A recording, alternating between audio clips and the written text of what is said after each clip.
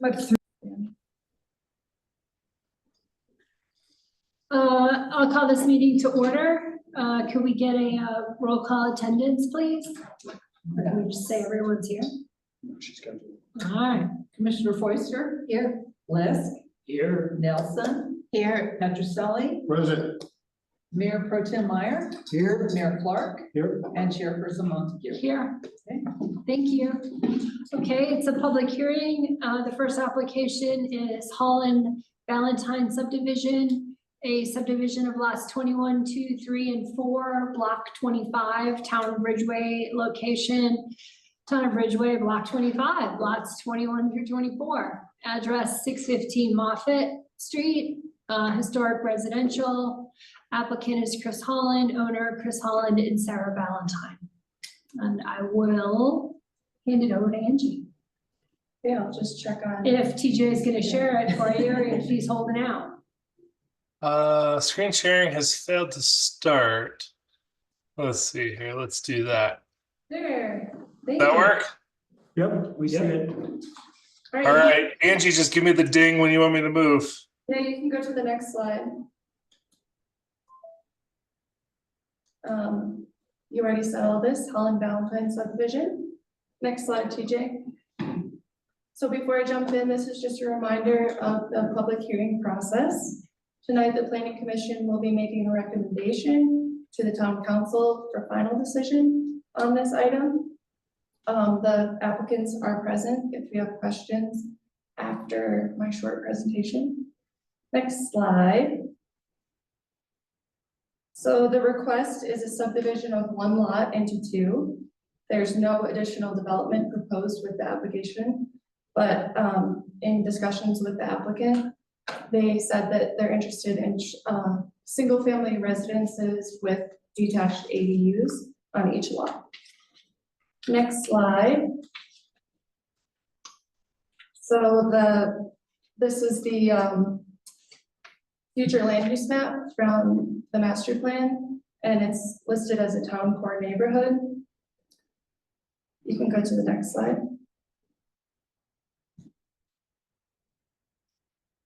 This bird's eye map is showing the modular home, the garage, and the shed. But currently there's only the shed on the property, and it's located at 615 Moffett Street. It's located in the historic residential district. Next slide.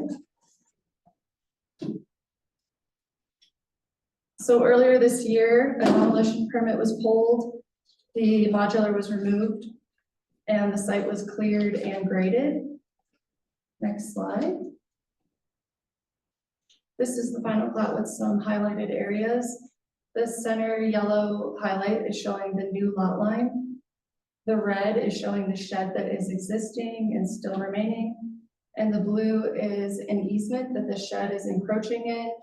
The shed's also encroaching in the side setback. The shed is going to be used in the construction management for lot 2 construction, and then it'll be required to be removed when a building permit is pulled for lot 1. And then circled in green are where the utilities are coming from. In the northwest, there's a power pole where electrical will be pulled, and then in Cora will be the sewer and water taps. There was an existing sewer and water tap, so that'll be used for lot 2.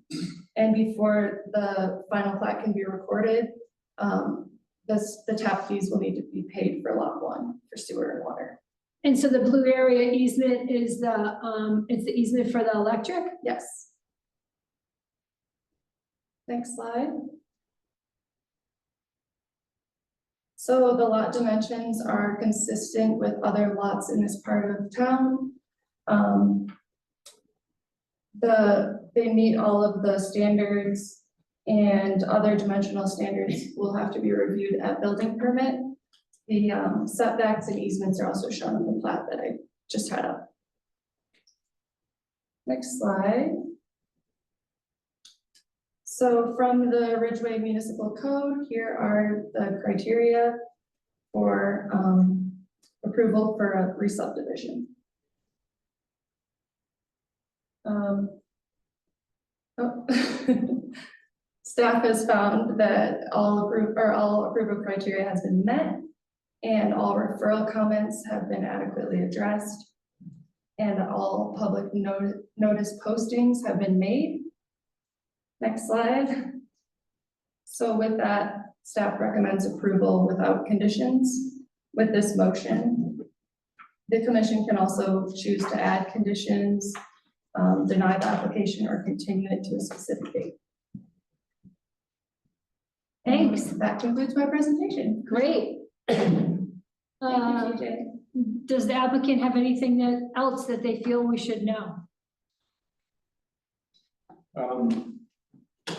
Now, it's been a little confusing for us, you know, if we had a vacant lot with 4 platted lots like we do, and I wanted to sell the whole thing, I could stick a for sale sign, right? And like 2 days later, we could sell it. If I wanted to sell 2 of those lots, I would have to go through a subdivision process of a subdivision like we just went through and spend a lot of money, and a lot of time to do that. Is that required? If I just wanted to sell 2 of those 4 lots on a vacant lot, do you have to go through this whole re-subdivision process? It seems like it. Yes, you currently have 1 legal lot. One legal parcel. Preston was explaining it when we first got here, and he was saying, you know, in order to sell something, like right now, it's on the books as 1 parcel. So how would you get it on the books as multiple parcels? Like, this is the process to do that. Okay, so even though it's platted as 4 lots, 21, 22, 23, 24. Yeah. Yeah, but it's on the books, like with the county and everything, as 1 parcel. So to make it into 2, there has to be some sort of legal process. I didn't create the legal process, and I don't, So it and I didn't, agree that it's probably cumbersome, but it's what we have. Jim across this, or around the corner, Jim Nowak just went through the same thing. Yeah, he changed his. he changed the plat. We just took the plat and just, you know, If it's took in- 4 lots and made it into 2. Actually, call it corporation. We're not, it's not public, we're talking to the applicant. Yeah, true. Did you want to say something? Well, if it's any consolation, I think, in the old days, back in the 60s and 70s, people probably would have done just what you said. Yeah. But now we're just trying to make sure everything is buttoned up and like at the assessor's office, your parcel is described by the meets and bounds of those 4 lots. So to turn it into 2 separate parcels, you have to go through this process. Sure. It's 1 tax parcel. Yeah, that's the issue. You know, and that's, it's all about taxes. It is. Yeah. Exactly. To add insult to shame. Correct. Anything else that we need to know? No, we're It'd good. be nice if it was simpler. I don't So- understand how, if it's already platted as 4 lots though, I mean, and you're just splitting 2 and 2, even though it was 1 parcel, you know, prior, 1 person, I mean, is it because the existing structure like was on 2 different parcels? No, it Well, has that to would the fact that affect it if there's a structure on 2 different parcels. Yes, that would be an issue. Because what are you gonna But because- condominiumize the structure? I'm just trying to It's not relevant understand the now. logic here. Right, but it was there. it's still not relevant now because it's The structure's It's gone. 4 lots as 1 parcel. And to separate those, you've got to redefine it as 2 lots, as 2 in 2 in each Please. parcel. Preston, Yeah, thank you. Preston Neal, Town Manager. So I'd like, TJ, if you're there, hopefully you're there. I'd love you to give your division of interest description that you've always given me over the years. I think that could provide some clarity on how this parcel right now is 1 interest, 1 taxable interest. And the action at hand is to make it 2 individually saleable lots, 2 interests taxed differently. Will you do that, please, TJ? I think you just did, but to reiterate it, that the town's definition of lot is inclusive of interests, which means tax holdings or ownership. And so that's going to be the difference here, that it's under 1 tax account, taxed as 1 parcel with the assessor's office, and to split that it's viewed in our code as one parcel, therefore to subdivide it or split it, you would have to separate those out. We do have instances in this town where each of the original railroad or mining lots are individually assessed, and those could be sold separately. So it is this particular situation that is requiring the re-subdivision to go from one lot to two. Thanks, TJ. That's really helpful. And I have a helpful example as well. Right across the street, Brent's property. Yeah.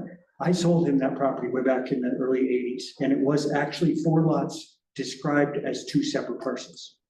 So that's why, of course, he's never separated, but he could probably, because they're separate, they're described as 2 separate parcels, taxing entities, so to speak. Does that make sense?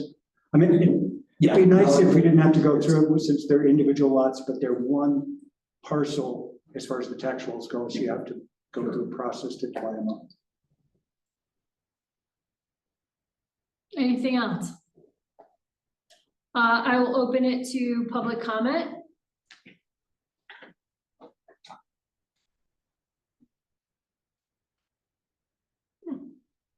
Any public comment? Great, we will now close it. Closing public comment. Do you guys have any questions? I do. You do? Yes.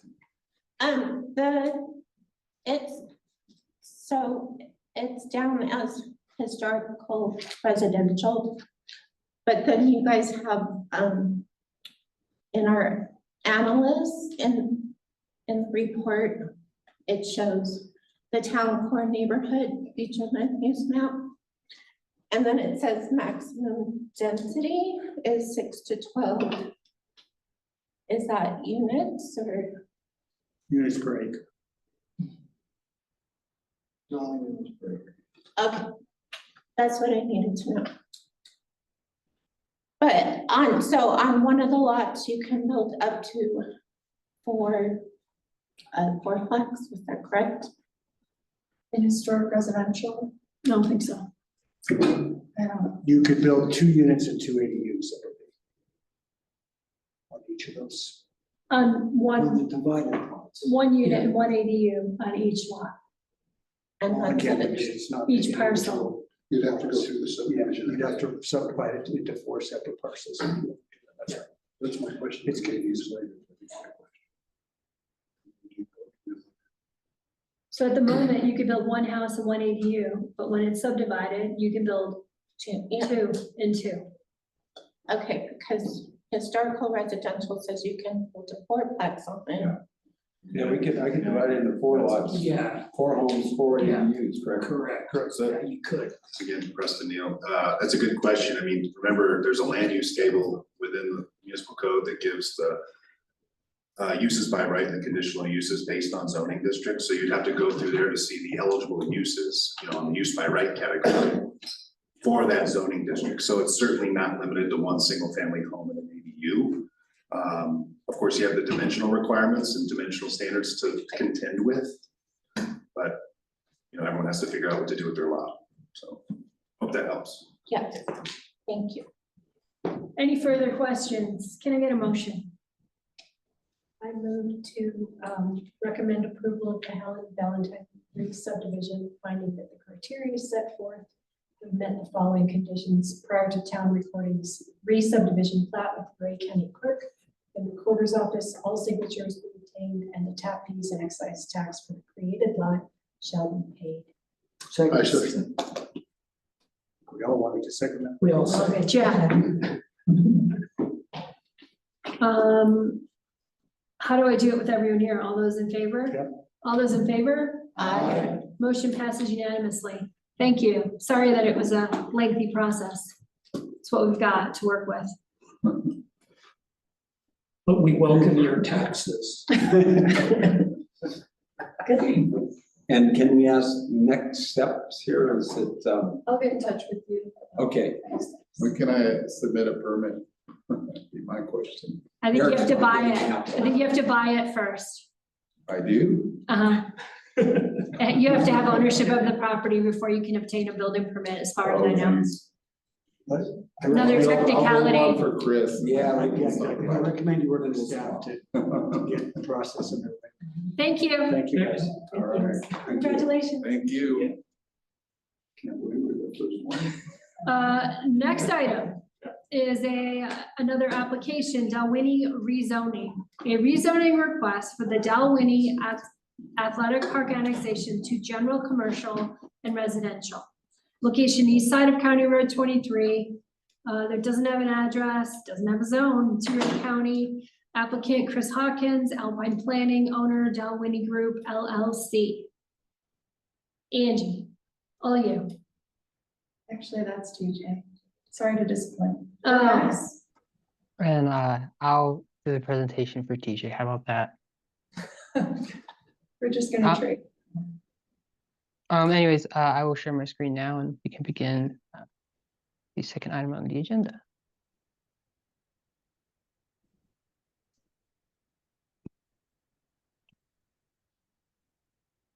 Okay. Whoever can see my screen, okay? No, we can see you though. You can? Okay, one moment, please.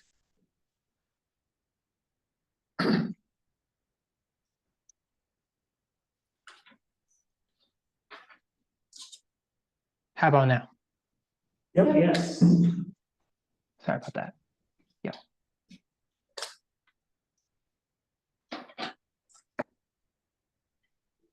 Okay. Perfect. There you go. Yep. All right, agenda item number 2, the Dalwhinnie Athletic Park annexation. This is just the zoning map amendment. So we are only recommending approval this evening for this application. The public hearing process is as follows. I'll provide a summary of the staff report and afterwards we'll continue on with the questions and give the applicant a chance to speak along with public hearing, followed by a motion.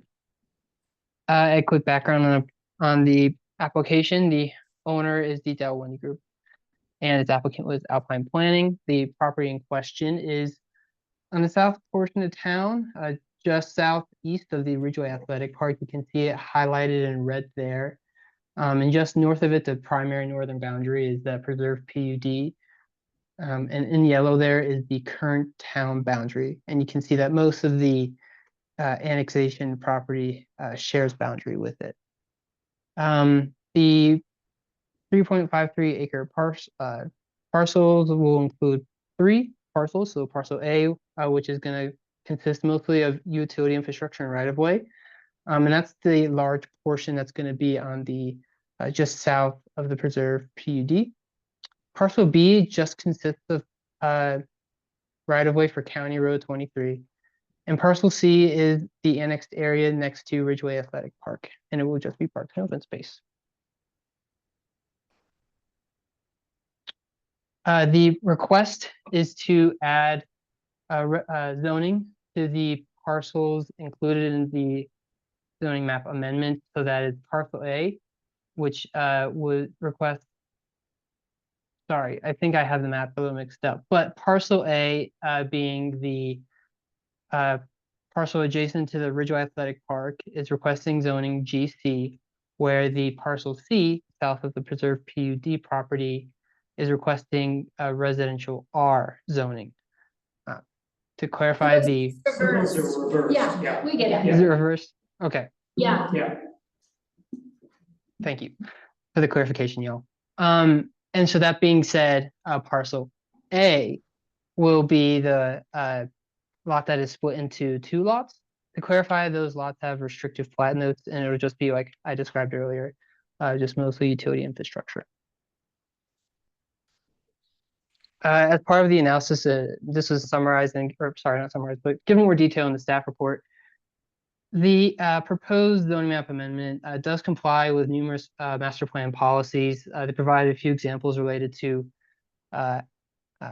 healthy natural, the policy values such as natural healthy environment, inclusive community, and well-managed growth. They provided numerous policy examples how this application is aligned with that, as well as it's already been adopted into the urban growth boundary, which includes the 3-mile plan, and it has adopted a future land use on those properties as well. The access will be only off of County Road 23, and utilities will be, while we're summarizing the application, will be reviewed as part of the major subdivision process in the future. Here's the breakdown of those parcels again, showing that what the requested zoning districts are, along with the proposed land use and right-of-way associated with the parcels, as well as the parks and open space land use associated with the Ridgway annexation park portion. So is it back, is A the general commercial? Is that- That's right. This is correct. Yeah, this is. So A is general commercial and C is residential, is that? I'm confused.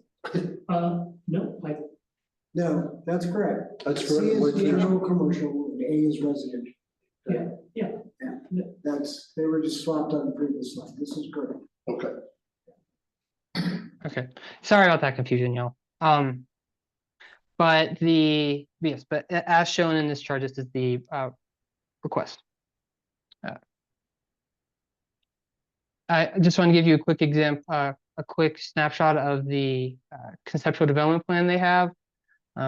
Includes utility easements, recreational path, easement, landscape area easement, as well as the proposed lift station. Again, these will all be reviewed as part of the major subdivision process.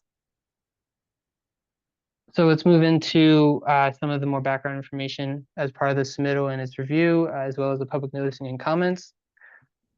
As all necessary materials and fees were submitted to the town, this application was sent to referral agencies between September 19th and October 3rd. 5 comments were received and all can be adequately addressed. I'd like to note that the county manager did provide comment that as part of this proposal, the intergovernmental agreement, the IGA, may need to be updated in the future. The property has been posted, properly notified, and I have not received any public comments regarding this application.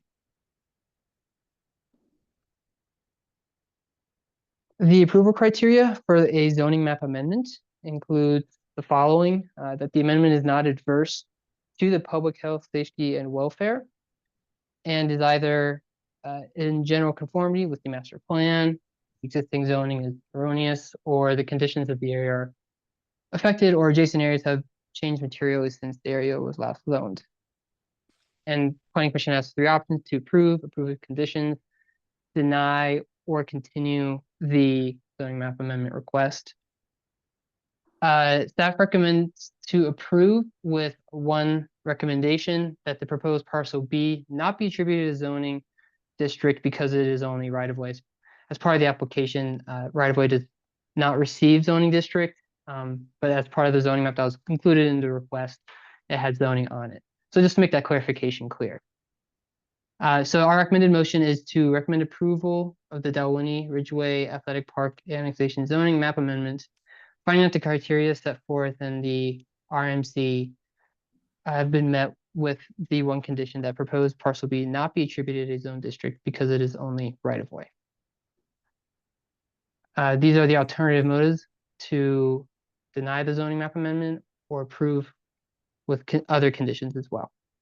That is all I have. Thank you. And if you have any questions, I'm happy to clarify. Yeah, I've got a question, Max. 2 or 3 slides back, you referenced that parcel A was gonna be split into 2 lots.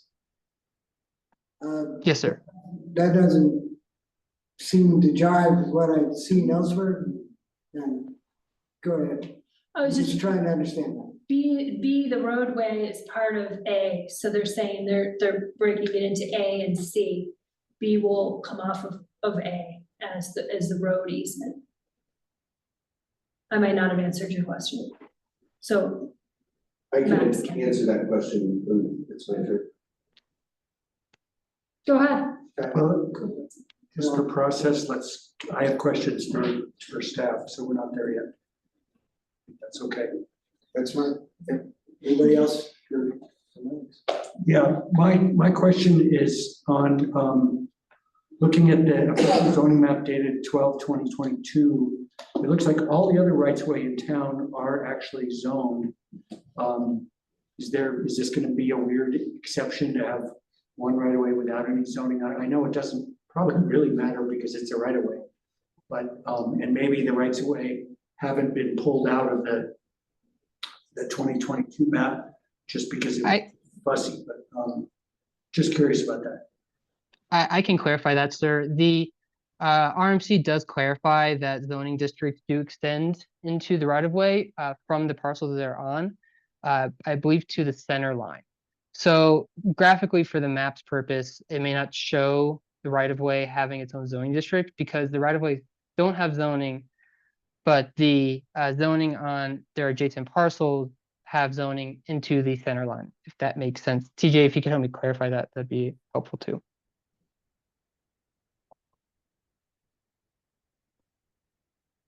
TJ, you're muted. Did that help clarify? So I'll try again that the zoning regulations do not apply to right of way. Period. Stop. Right. The zoning on adjacent property, private property, is what applies to development, private property. And then, as Max mentioned, the code does clarify that the zoning classification does, when you're interpreting the extensive zoning districts, it says to go to the center line. So graphically on the map, it probably shows, well, we've seen a couple different ways actually. So, but it might show that the right of way is zoned, but that's because it extends from the adjacent properties, not necessarily that the right of way itself has zoning. Okay. That's what Max said. Yep. That does make sense. It does make sense I got in a way. Once we zone the adjacent piece, then it's part of that zone. Correct? That the right of way is whatever's in the right of way is zoned thusly. So yeah, makes sense to me. Any further questions for Max?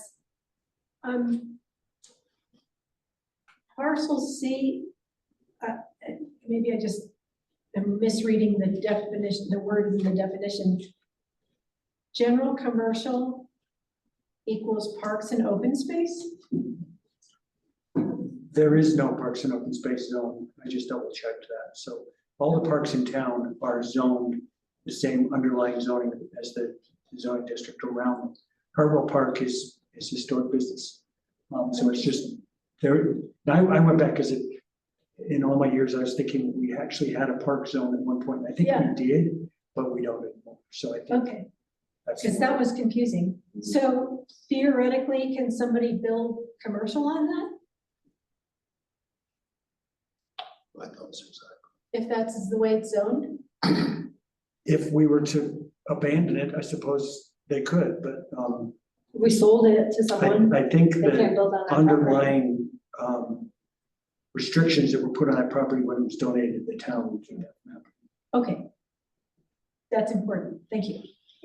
Yeah, and if I may, there might also be, and I don't know how it was acquired or things like that, there might also be some statutory relevancy to what can happen if a town designates something as park and or open space.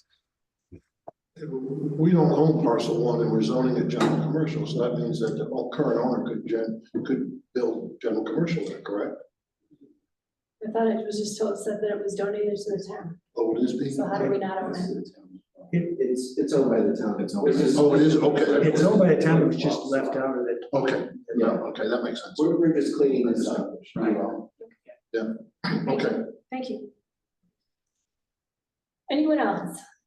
I'm gonna open it up to the applicant. Hi, good evening, Chris Hawkins with Upland Planning. I have nothing done at the staff report. Thank you for your help. Russ, our surveyor said I wanted one lot too, because I knew that question would come up. The right of way for Preserve Drive splits it in half, and so we have to create two lots, but there's a restricted plat note that says no development other than infrastructure. You probably noticed the little line going out to the square. That's the proposed lift station. You'll be looking at that when the plat comes through. That does comply, by the way, with the Uncompahgre River Overlay District setback. So you'll see that more in probably a couple months. Thank you. Do you have anything else? No. Great. I will open it to public comment. Is anyone here for public comment? Anyone on Zoom, public comment? closing public comment. Does anyone on the commission have an additional question? All right, I'm ready for a motion. I move to recommend approval of the Delaware Athletic Park annexation zoning map amendment as requested to the town council with the following condition, finding that the criteria set forth in RMC 7-4-3 parent C 3 have been met. That parcel B not be attributed to zone district because it is 12 minutes. Second. Jen, We're on that. all those in favor? Aye. Passes unanimously. Thank you. Thank you. See you next year. Happy holidays. Here we go. So there, yeah. But this will be next year.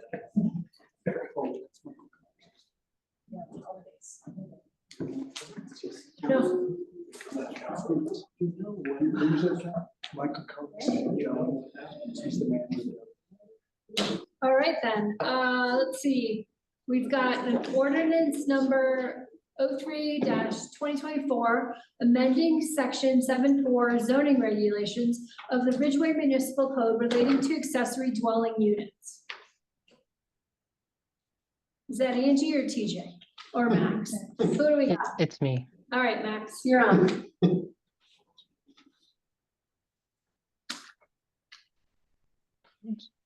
I'm sharing my screen. One moment, please. Did I get it right this time? Yes. Yep. Wonderful.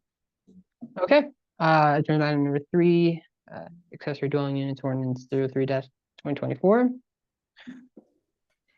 Here's our public hearing process for this. I'll give a summary of on the staff report on this draft update, and we'll continue through the public hearing process as usual, followed by discussion and a motion. So just to catch us up on what has gone through with this ADU code draft, we kicked it off in January 30th of this year. We spent a good portion of the summer between March 26th and the 30th of July drafting the code. And on August 27th, Planning Commission recommended approval to Town Council of the ADU code draft. From September 11th, the recommended code update was reviewed by Town Council, and it was sent back to Planning Commission for additional review. So we've had an opportunity to make the recommended updates, and we're going to review the draft one last time. So the new standard for the section pertaining to the number of lots, section 7-4-6A2, is now removing that subsection 3 and restates subsection I and 2, or 1 and 2, to say that 1 ADU is allowed on lots that are at least 3,000 square feet, and 2 ADUs are allowed on lots that are greater than 7,501 square feet, and that's where the line is drawn. No more than that is allowed, with the exception of the affordable housing provision inside the code draft. Yes. I have a question on that, Max. I have it highlighted here. And I think it's a little confusing the way that's worded. Like lot number 302 in River Park is zoned as a triplex lot. So the way this reads, it says that there's only 1 ADU allowed per lot. So if it's a triplex lot, there's only, the way this reads is 1 ADU. I think it should say per dwelling unit or per main structure. Primary. Yeah, so let's say that somebody bought lot 302 and just built 1 house on it, then they should have 1 ADU, but let's say they built 3 houses, does that mean you can have 3 ADUs? And then could it also have 6 ADUs if it had enough? Lot 302 in River Park is 23,000 square feet. So I think somehow this needs to be tied back to the original structure, or instead of saying on a lot, say structure per, I would say per unit. But I think it's confusing the way it's written. Well, I think one of the reasons we sent it back is to avoid that potential for a triplex and 6 ADUs on it. So I don't think we want that. I'm not saying we want it, I'm just saying that it's not clear. I don't think it's clear. So you think a triplex lot should be able to have an ADU for each of the triplex units? I thought that's what we had approved. Well, that's what we were discussing, and I guess the feeling at the revisit of this was that maybe that was too many, I don't know. Well, what you just said, John, was that are they allowed one per unit? This is saying, I think what you meant was, are they allowed two per unit? One's okay, two was in question. Well, and I think two is okay. I think where council had an issue is three. And so specifically, if you had a triplex and you had the square footage to do it, you could do up to 6 ADUs. Let me just say, Based on this guidance here. I'm not arguing the density, I'm just arguing. No, and I understand. I think three is way too many, I think two might be too many. I think That's we're not all what in I'm agreement saying. on I that. think that That's was not the what I'm saying. intent of this, was to pull it back to two. Yeah, But I don't know, I don't. But know. I agree with Jack, I think it could stand some clarity here, because with this particular lot, you can potentially have. I think we need to tie the ADU back to the primary structure, so if somebody bought a triplex lot and built one house on it, they should be allowed one ADU for that, or two, whatever we decide. See, but I mean, so I think it should be tied back to the original structure. As instead of to the lot. well as the square footage of the. Yeah, and the square footage of the lot dictates how many. But I just think it's confusing. I think we need to tie it to the structure, but it's just my opinion. And town council's point, their sending it back to us was just to say, that's too much. They didn't tell us to go by units or square footage, they just said, bring it down, the density down. It seemed to me that the discussion said that having three per dwelling unit, per primary structure, was way too much, and so they want to pare that back. Right. I agree. They've attempted to do that here strictly on a square footage, square footage area. And I agree with you, Jack, I think there needs to be some tie to the primary structure. Yes. In there as well. Yeah, I think here along with your square footage.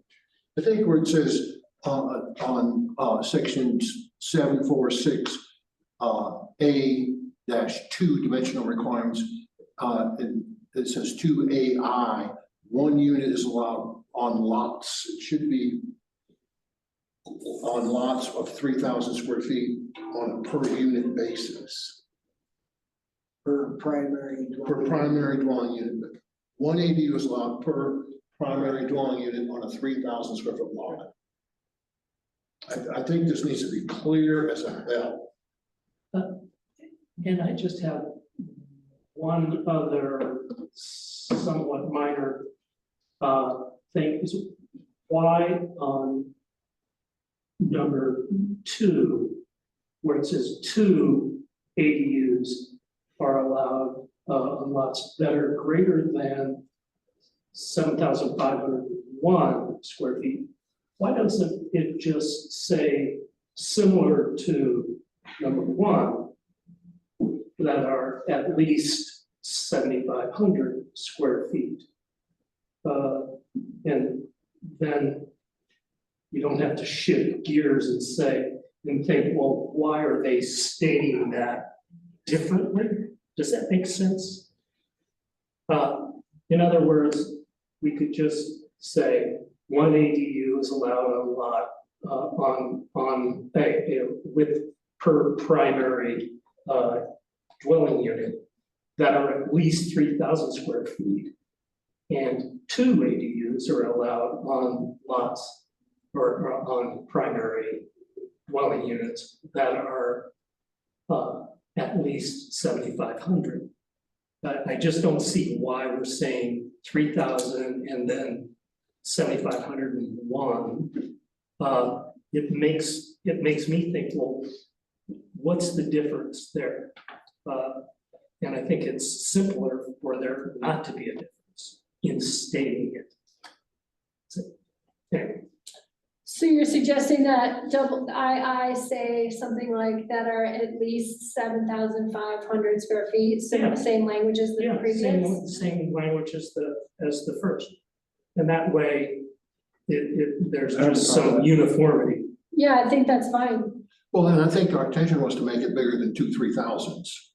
That's what we discussed. You know, I mean, it's a bigger lot than just 3,000 square foot lots. Yeah. It wasn't That would like- be 6,000. Going back to your suggestion, Jack, I don't have any problem with what Bill's suggesting. The problem with referring to primary structure is you're inserting a term that I don't think we have a definition. Well, I guess, I'm not trying to manipulate this at all. I want to understand the intent. So can a triplex lot, I thought it was our intent for a triplex lot to allow 1 ADU per unit. And I thought that's what we discussed. I don't see that here. I don't see that. I see that a triplex lot is allowed 1 ADU if it's over 3,000 square feet. That's the way I read it. A triplex lot is gonna be bigger than 7,500 square feet. Correct. Just because it can't, how could you shoehorn a triplex into 3,000 square feet? Or anything less than 7,500 maybe. So it could be at least 2 ADUs. And I'm okay with it. I do want, I see TJ has his hand up. I will note real quick that I think the second change that you recommended, making it similar to the language of I, makes a lot of sense. I do believe the intent, as I've understood, is that the accessory use, the accessory dwelling, is tied to the original structure. So if it is a triplex on a 7,505 square foot lot, it would be allowed a maximum of 2 ADUs. I think it was to make it clear that it was tied to the structure as part of this amendment, and that we wouldn't, and if we got out of the lot area discussion because we didn't want to have anything larger than like 3 and potentially it looking more like, I think someone described it as like an apartment complex, less than like a ADU. TJ, what was your thoughts on that? Yeah, I just have another clarification question just to make sure that it needs to pass all of these tests, right? So if you can have let's just say you can have a duplex lot on a lot that's 3,000 square feet, you're only still allowed 1 unit, 1 accessory unit, say 4,000 square feet, right? Whatever it is, you're still only allowed 1. Is that right? Correct. So what I might suggest is we do a number 3 rather than trying to convolute 1 and 2. And I agree, we'll retool those to be the same language. We do a number 3 because I was just scanning through. I thought we had that elsewhere in here, but through all the iterations, we must have removed it.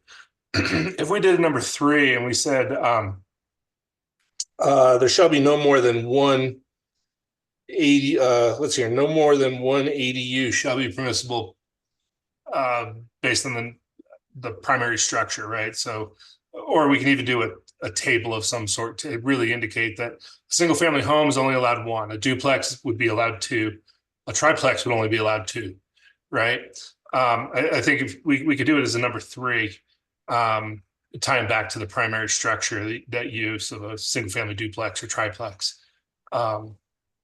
I think that would be a lot clearer than what it is now. I think the way I read this, I thought we were allowing 1 ADU per unit, and I'm not fighting that battle, don't misinterpret this, but I just think it should be clear, because if you have a triplex lot, I can't think of any fourplex lots in town except maybe Solar Ranch. And we was trying to calculate how many ADUs they could have. I mean, I'd even go a step further. My recollection is actually different than it seems like everybody, is that I thought we were just simply saying across the board, ADUs are permitted based on your lot size, and that's it. But I must be wrong on that. So, well, now's the time to talk about that. So what we're saying, there's a maximum of 2 ADUs allowed on any lot size. Is that what we're saying? well, really, the issue is, let's say you have a 4,000 square foot lot and you have a duplex on it. Do you want to have 2 ADUs on it? And originally, we had said yes. Right, that's, How about a 20,000 square foot lot that's a duplex lot? And then we have those. yeah, you'd be allowed to. I think we need to be just clear as a bell on that. I mean, I'm not arguing the density, I just want to make it clear. I think I'm remembering that at one point we had a discussion that sort of it was mentioned that say you have a 3 or a 4-plex lot and only 2 ADUs are allowed, is it just first come, first served? And I guess decided if the third duplex, third unit of the triplex doesn't get their request in for an ADU first, then they lose out. Well, I think you're confusing yourself. If it's a triplex lot, there's only one owner. If that triplex lot is divided into 3, there's 3 lots. Yeah, it's condos, yeah. So if it's a triplex lot, it's one ownership. They're allowed 2 units. Although they could be condominiums, but that's getting into the weeds. Then they'd have to figure it out when they come. I'm thinking of a triplex lot with one ownership and one guy building 3, asking for 3 ADUs is what I was thinking. Mhm. If he subdivides that 3-plex lot into 3 single family lots, then there are 3 single family lots. That's easy. And then it falls on the square footage of the lot. Yeah. Right. Mhm. Yeah. Okay. And what TJ's saying, it always falls on the square footage lot, the maximum is 2. And I'm okay with that. I think we could overdo this. We could revisit this in the future. If need be, but I think it's good the way it is. Great, we're ready to move on. Cool. Do you guys? How so? Actually, I had a question on this. Are you guys still going through your presentation? I interrupted Max. All right, keep going, Max. I'll get my question in when you're done. All right, thank you, sirs. All right, yeah, let's move on to the next update. So we've updated the ownership and occupancy standards of 746A4. We took out that one of the dwelling units must be and remain owner occupied. Clarified in the 90-day minimum rental period that this only applies unless the rental period only does not apply, when the ADU is owner occupied. And then finally made it explicit that short-term rentals are not allowed for ADUs, with the addition of B there. This is all of the changes that this would include the change the town council had directed us to do. So do we have any questions about this update? Thank you. So if it's non-owner occupied, they have to have a minimum of 90 days rental lease. And if it's owner occupied, they can do 35-day lease, but they can't do short-term rentals. Correct. That's the way I understand it. Well, that's on the ADU specifically. They can do a short-term rental on primary dwelling. If we have a- If that is how the short-term rental ordinance is written, this is just clarifying that the ADU cannot be considered. I'm trying to clarify about the other one. Seems like that was one of the points that I heard in council and here in the planning commission, is that if we're not gonna have anybody owning, if the owner is not gonna live in one of those units, we want both of those to be long-term. I agree. Mhm. I agree. So we need to call that out somewhere. We're being real specific about calling it out on the ADU unless it's owner occupied, but if it's not, we want both, if they're gonna rent both of those units, we don't want any of those to be short term. Well, you just said something that is just more gory detail, but the ADU can never be short-term rented. Right. So, but if the primary unit is owner occupied, then how would they short? So basically the bottom line is we wanted to say in the code that, If you're when a not unit gonna has- live in one of those, they both need. Wait a minute, I've lived in my house as a primary resident and short-term rented it for about 15 days a year. It was still my primary residence. So you can do that. I see what you're saying. Yeah, so I think Russ is onto something. I mean, you can easily, so short-term rent, when you define primary residence, I think the state defines it as you have to be there like 4 or 5 months as your primary residence to vote in. So, but you could easily short-term rent for 90 days in the summer and still have your primary residence, and I think that's what we're trying to avoid. I think so too. So I'm not sure how we avoid that, but I think we get written in there. I think it's pretty easy. Well, I It's not think owner occupant, it can't be, neither can be short-term. But you're just saying that the definition of owner occupied allows you to not live in it for X number of months a year at short-term rental. Right. I don't think we necessarily. We don't want have that. Yeah.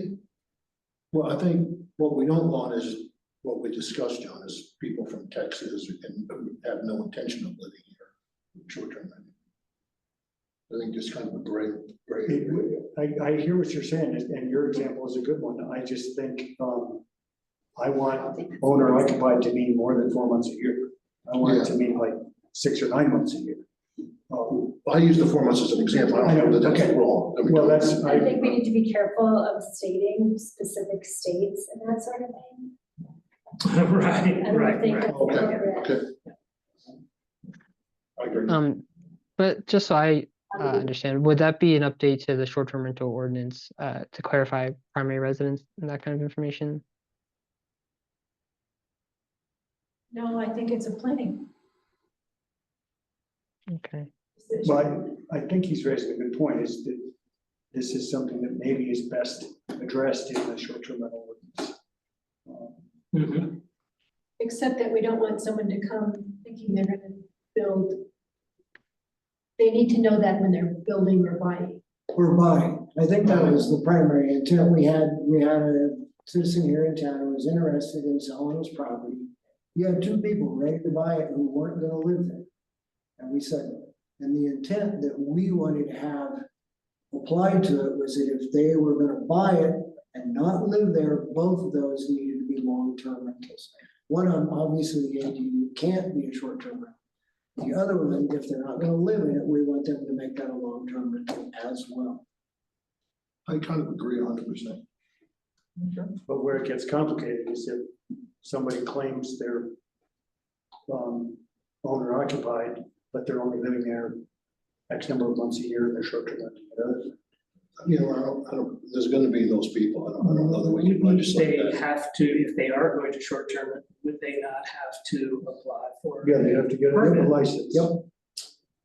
And so, is it, My point is that, sorry if I'm interrupting, I am interrupting, sorry. yeah. The point I'm trying to make is that I doubt the short-term rental ordinance addresses owner occupancy and how long somebody can live in their house and still short-term rent, that kind of detail.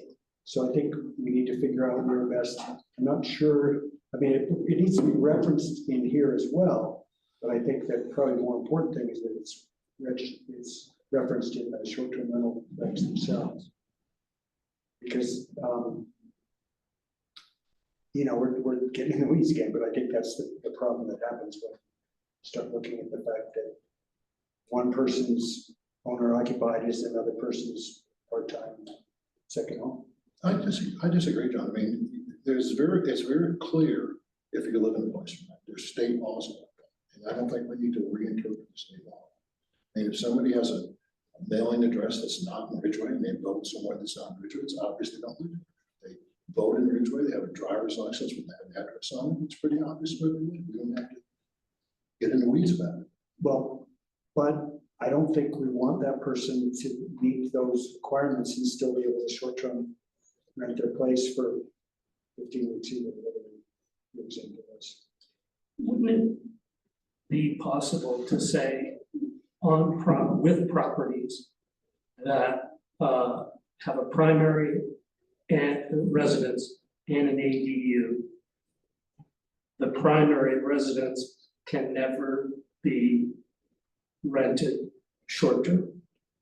So Because if they get a why could we not say that? but if the owner lives in the ADU, can they short-term rent the bigger house? They can. I'm just saying the primary, it has nothing to do with the owner living in the ADU. It has everything to do with what's the primary residence and what's the ADU.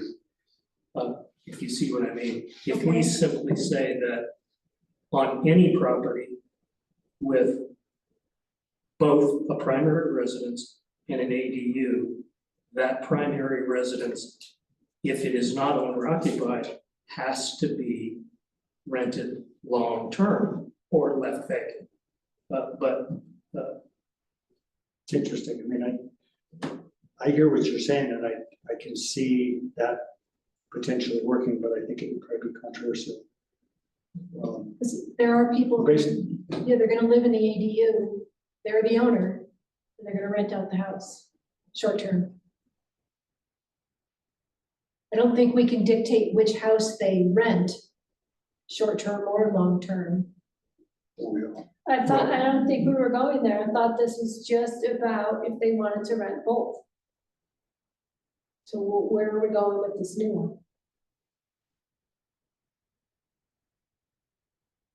Yeah. Oh, you're saying because if an ADU can never be short-term rented, then the way around that is to live in the ADU and rent the main house. But then we have an owner occupied. Yeah, right, and what we started with was if either residence is not owner occupied,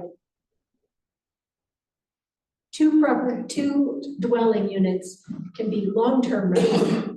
But if they're not, if neither one is owner occupied, one or both cannot be short-term rentals. Yeah, I agree with that. Did I that's- say that? I think we stay there. Okay, And I don't think that this update says that. no, correct. but that's what I think I'm that's what we hearing want. we want. Yeah, I think, especially if it Are you there?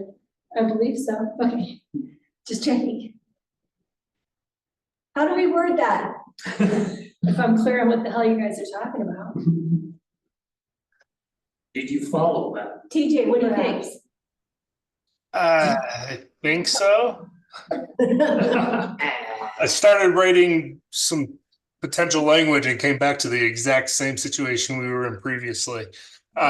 So, but I think what I'm understanding, Max, is that, and to kind of reiterate or make sure, is that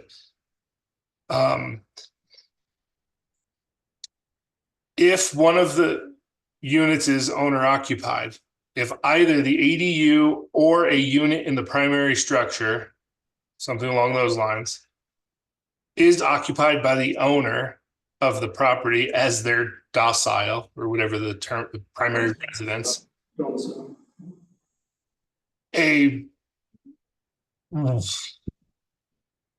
any of the units may be short-term rented? No, just, Yes. No, If- then I don't think it really has anything to do with If it's owner owner occupancy. occupied, if either unit is owner occupied, they can use the second dwelling unit as a short-term rental. Well, not an No. ADU. No, they can- if it's- ADU can never be a short-term rental. If it's owner, okay. ADU can, we've already So did agreed I on say that. that incorrectly? I think the owner occupancy is really kind of out of the question here on what we're talking about. So then just to kind of, sorry to interrupt, just real quick, Russ, should we then just scrape the unless the ADU is owner occupied in A?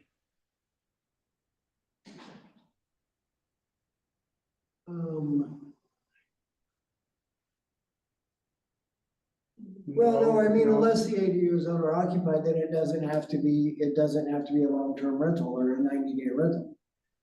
You know, that stands on its own.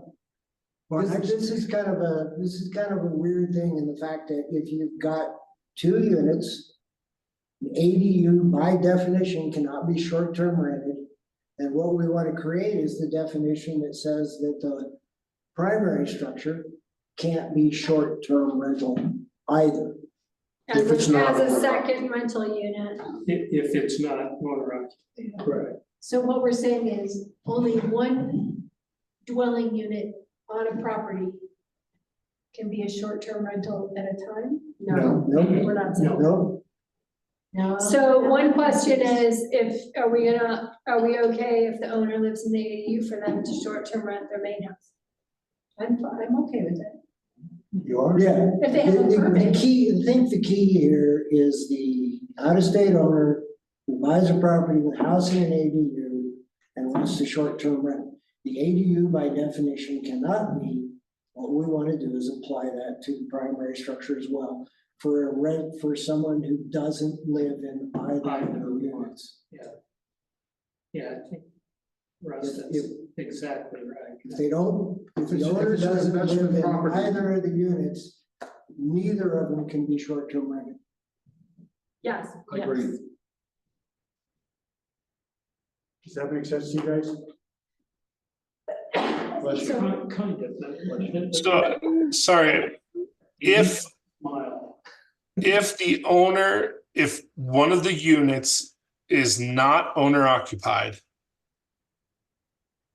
Neither unit.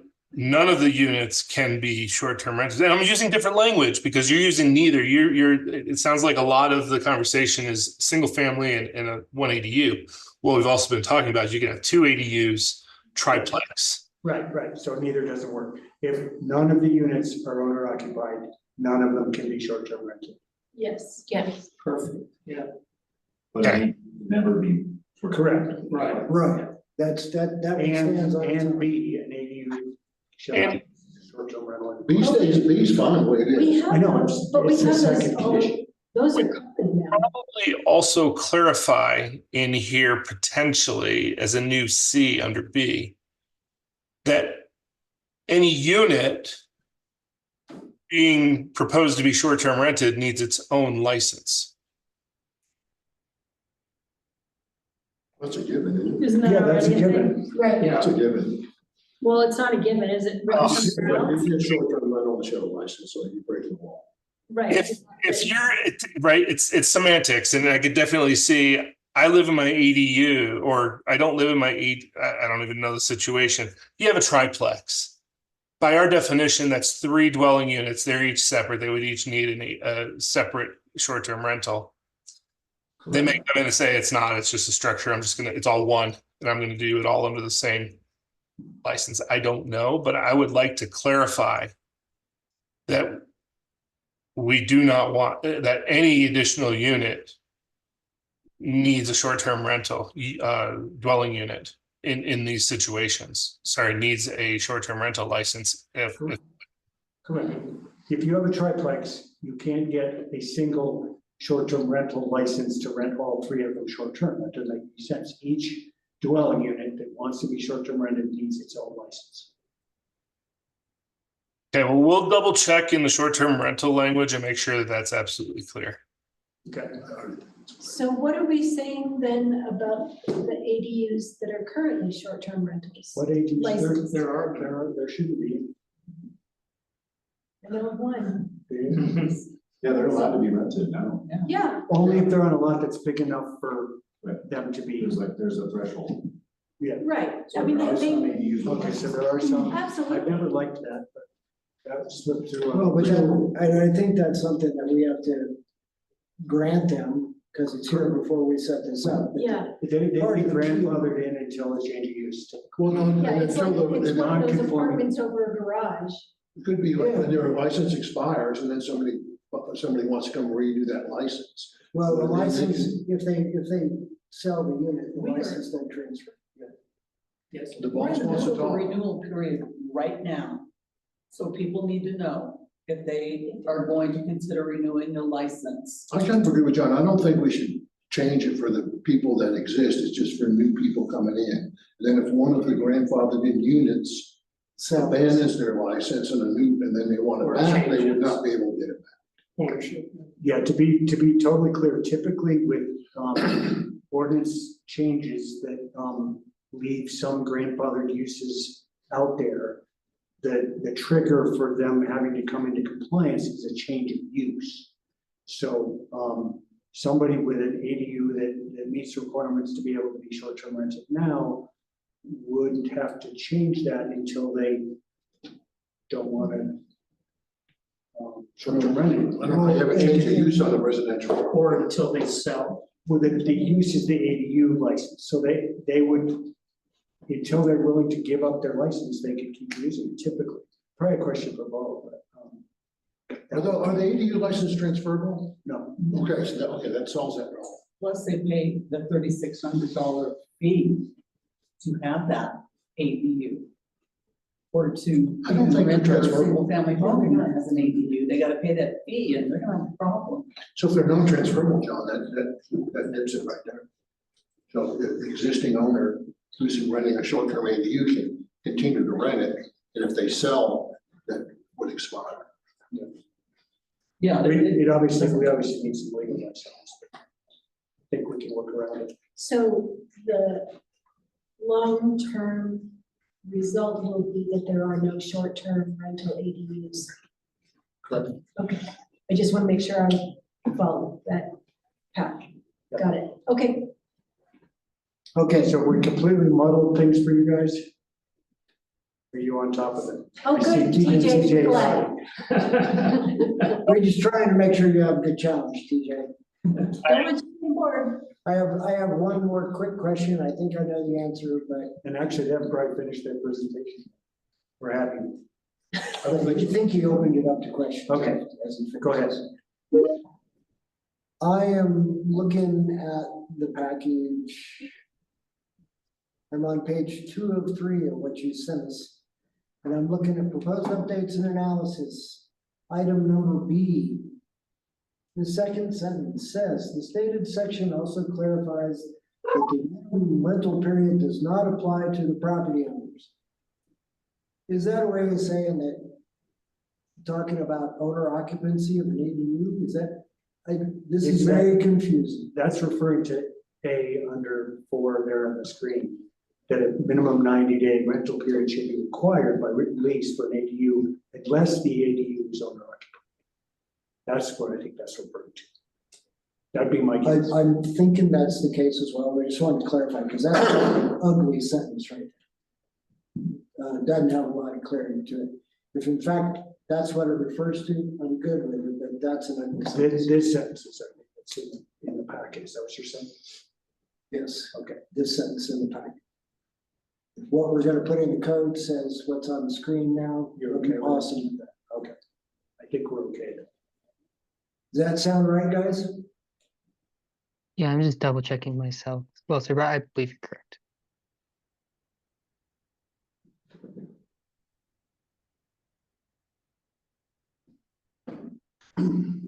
Yeah, it's in reference to this. Yes, sir. So, okay, so with that, would we like to move on to the C, proposed updates and analysis? Or do you have any more questions? Go ahead. Cool. Okay. Very good. All right. The next update is mostly a cleanup. There were 2 definitions of accessory dwelling unit. We've removed the accessory dwelling unit definition in 7-9-2. And we've modified the existing definition dwelling unit, accessory, to include some details from the other definition. This one specifies that the unit will include independent living facilities with provisions for sleeping, cooking, sanitation, and designed for residential occupancy. To clarify, we went with the dwelling unit, accessory as the one to keep because there is that section of the code and definitions has numerous dwelling units, and I guess the different varieties of them in the definition. So it makes sense to keep them together instead of having some separate dwelling unit somewhere else in the list of definitions. Are there any questions or clarifications for this portion? So based on our conversation that we just finished and where it says is designed for residential occupancy, do we need to put some kind of a mini definition in there, just saying 90 days or more, or no short-term rental? I think we're gonna address that separately. General Okay. definition. Like, Okay, if it's a general. okay. Thank you. Okay, no problem. Yeah, okay, moving forward is the final one. It's just updating the section of the land use table in section 4-4, or sorry, section 7-4-4, table 4-3.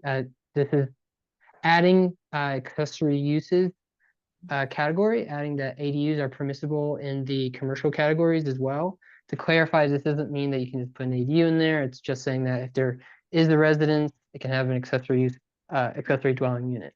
And that's adding it as permitted in the GC, LI, and GI zoning districts. This is just to keep consistency across the table, across the code, and make sure that we're permitting ADUs anywhere where a single family, duplex, or triplex is permitted. Makes sense? Okay.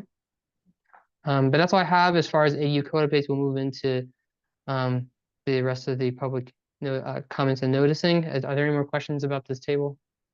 No. Okay. All right.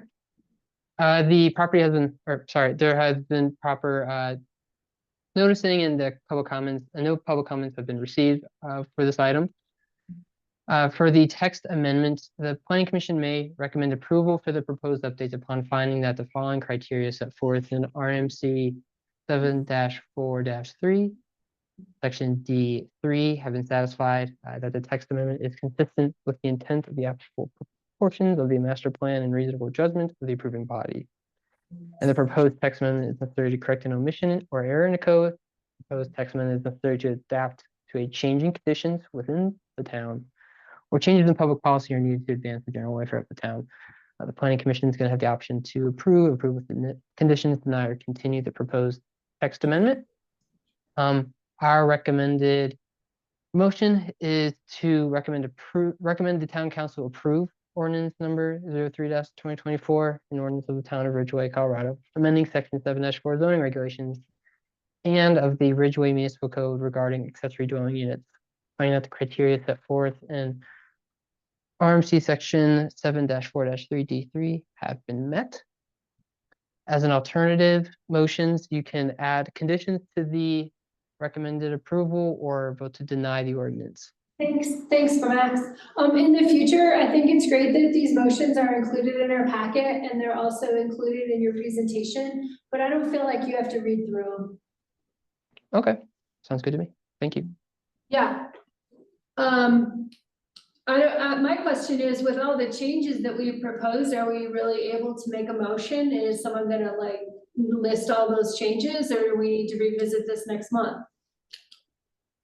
I don't think that many changes. I think they could be constructed in a motion. I was asking Well, TJ. Yeah, TJ, what do you think in terms of wording? Yeah, I guess here's where I'm at. And every time we kind of have these conversations, it's like, wait, didn't we talk about this? Didn't we do this? I wonder if just the holistic nature of this has kind of gotten away a little bit. And I don't mean that in the negative. We've kind of drilled down, and I wonder if it might be good for next month. We just kind of do a quick overview of all of it. Look at the whole package, how it all fits together, because we've been looking at each of these individually, and I'm somewhat nervous that it's kind of tweaking some other stuff. I've been trying to follow it, but I want to make sure. And then based on that, I'm a little nervous crafting language tonight on the fly that's going to hit the nail on the head for both of these two issues with the ADUs. So I would feel more comfortable, unfortunately, tabling it, bring it back next month, and letting us kind of go through the overall what we're accomplishing with this ordinance and how it all fits together in that big package, and then make sure that we're hitting all the nails. Excellent, That thank sounds you. right. Yep. Anything else on this? Still need to take public comment. This is the public hearing. Is there any public that would like to comment? Great. I thought you were here with the newspaper. I'm not with the newspaper, no.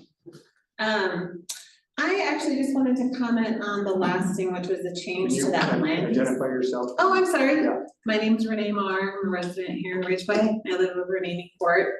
I've been an attorney for 25 years in Chicago and San Francisco, and then moved here for quite a life. So, the last section, which was the edits to the land use table. This is something, there was new construction next to us, and a lot of things slipped through the cracks. And one of the things was ADUs are prohibited in GC zoning. And one of the reasons that is, I went through the history to find the reason for this.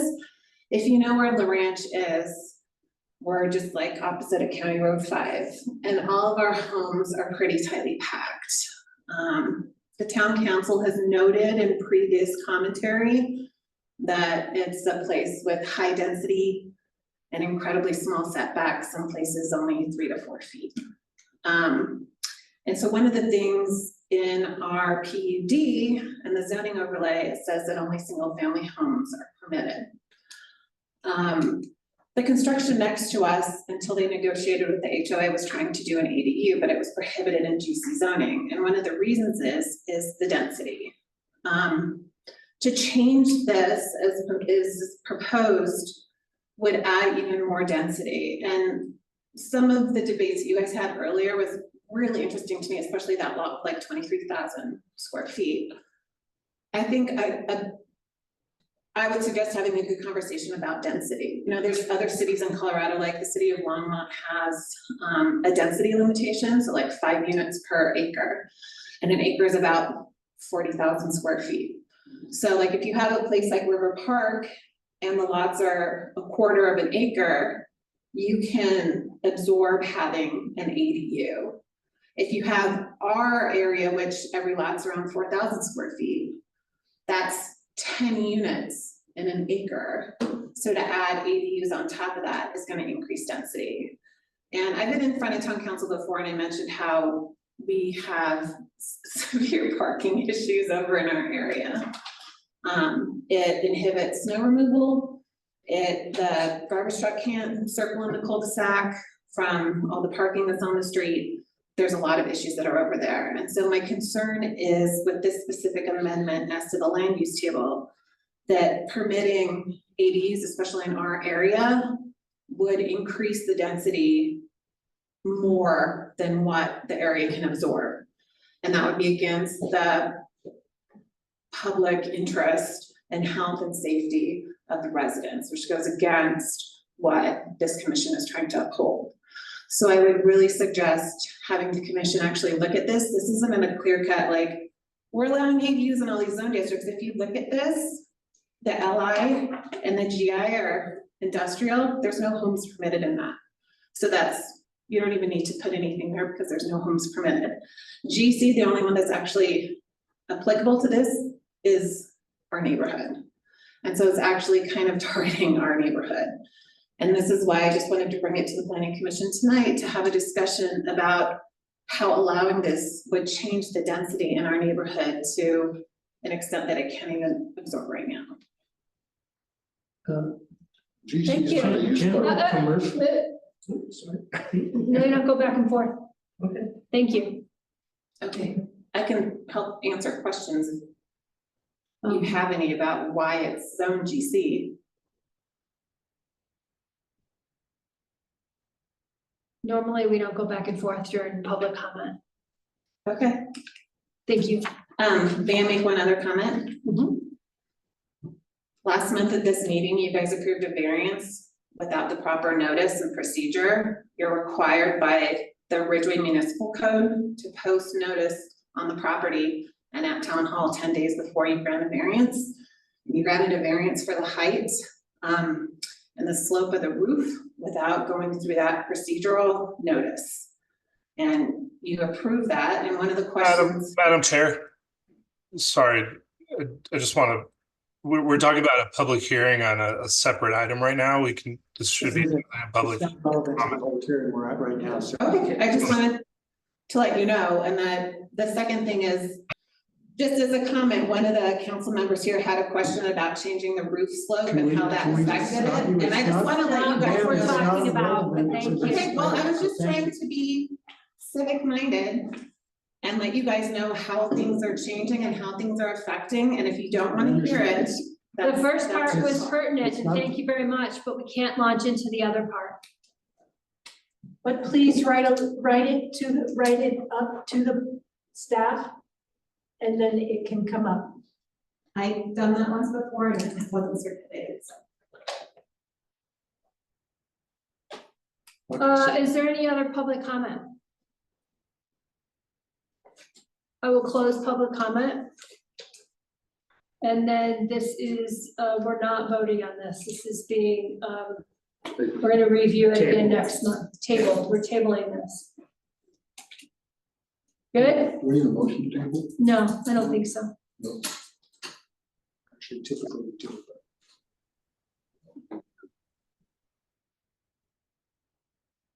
but Madam Chair, if I may, it might be good to, since this is a hearing, go ahead and make a motion to table it or until next meeting. So moved. Second. All those in favor? Aye. Motion passes unanimously. I have a second. Thank you.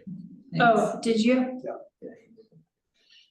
Now we move into work session, discussion about amendments to the Ridgway Municipal Code relating to affordable housing.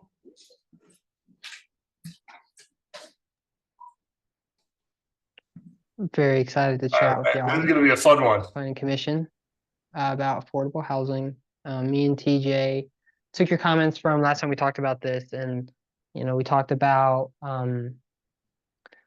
what other communities are doing in terms of their code to address affordable housing needs. So tonight, what we're going to do is we're going to take those same communities we discussed last time and discuss them in the context of the Riverfront Village development. So using that as an example, if it were to come in an imaginary world, and based on ordinances from other towns, what affordable housing may be required if a application like Riverfront Village came in. I'm going to share my screen. Give me a moment. We can see it. Yep. Yeah. Thank you. Oh man, whoops.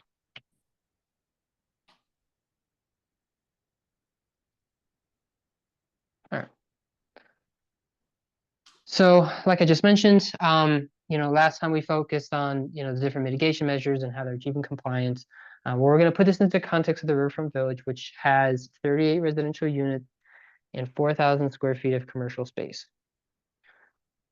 So taking this wonderful graphic out, we're going to dive into each separate community, and based on the Riverfront Village, what does it produce? So starting on the left side with Mount Crested Butte, if a developer came in with the Riverfront Village, based on that equation of job generated per unit or square foot or room, based on the amount of employees it's generating, based on the households generated, and based on their mitigation rates. If Riverfront Village came in, the total affordable housing needed would be 2.11 units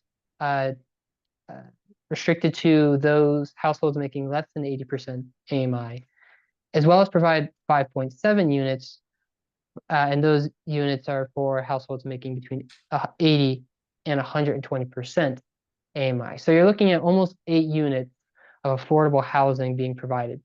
Something important to clarify about this exercise is that these numbers coming out of the equations are like base values.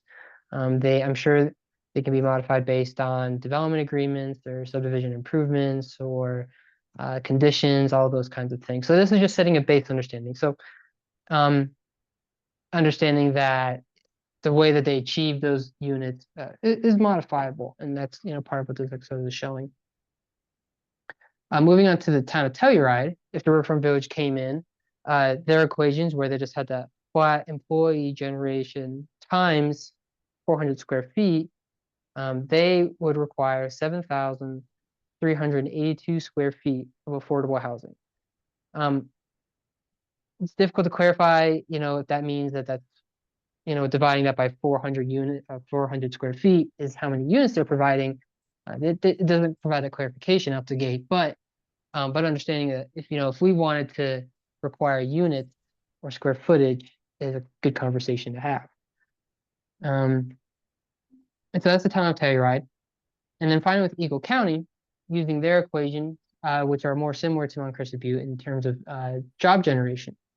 I'd like to note that Eagle County had more of a sliding scale for job generated. They actually broke it down by examples like restaurants or offices. So if an office was going in, it would have a different generation rate than if a residence came in. All that to say that if development like Riverfront Village came into Eagle County, the resulting equation would be 12.57 units. Or alternatively, the developer could provide 3 units and then provide 6,500 square feet of affordable housing somewhere else. For this equation, just as a caveat, I used offices, their office mitigation rate to come up with that number. And that was kind of like somewhere in the middle as far as the mitigation rate.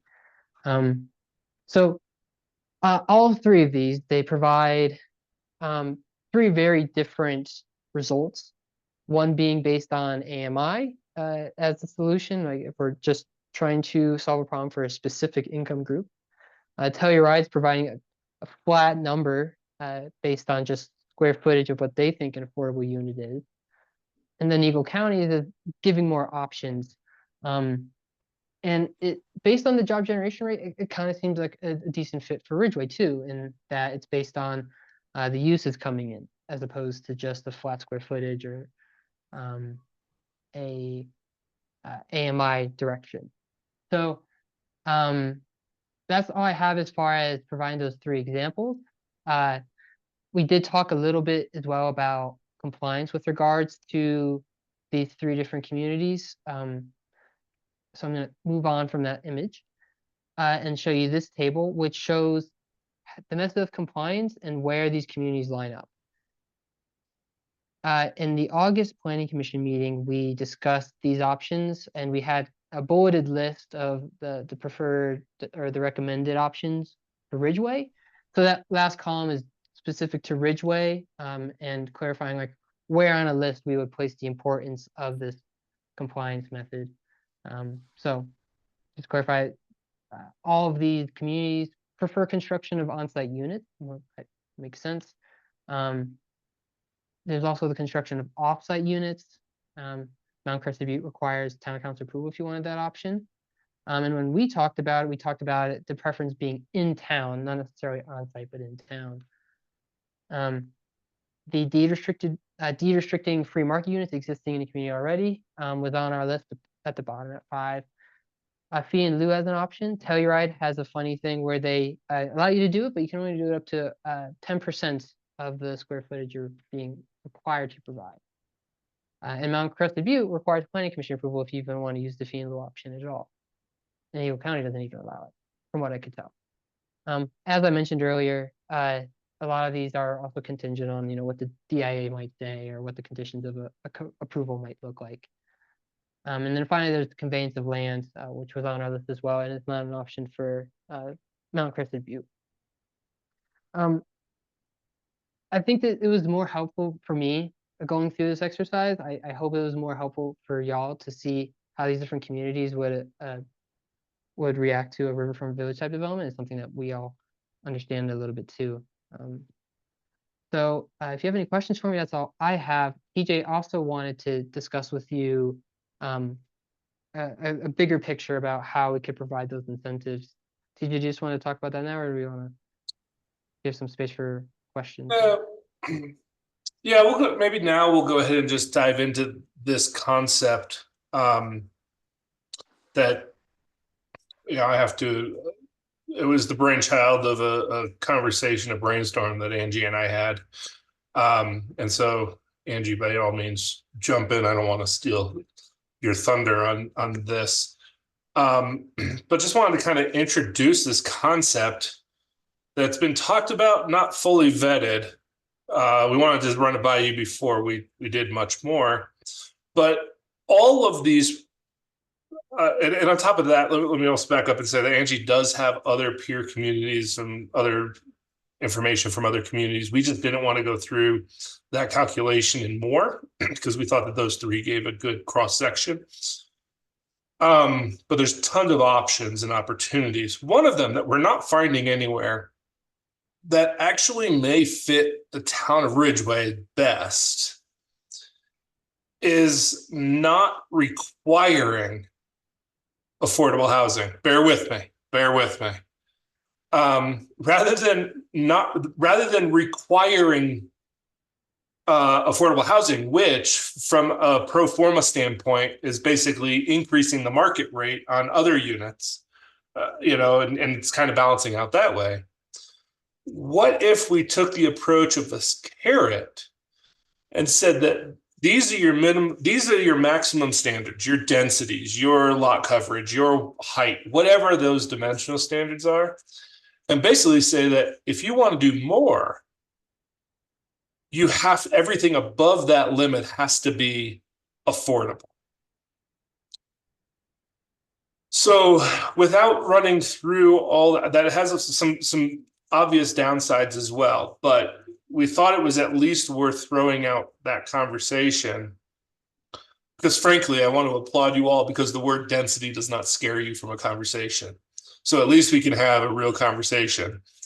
And see if that's something, maybe that's incentivizing the kind of local developers that you want, the community-minded developers that you want, putting density in the right location where it makes some sense. And then, having to not increasing the market rate to provide an affordable unit. Because in theory, their pro forma could work given the standards in the code, and then anything above that is, I'm oversimplifying, but extra. So anyways, it's something that we talked about. Angie, feel free to jump in and correct or clarify or add. And then I think we can just have kind of a dialogue on what affordable housing means in Ridgway. So, are you gonna say? No, I don't think I have anything to add. I can answer questions or. Yeah, I have a question for you.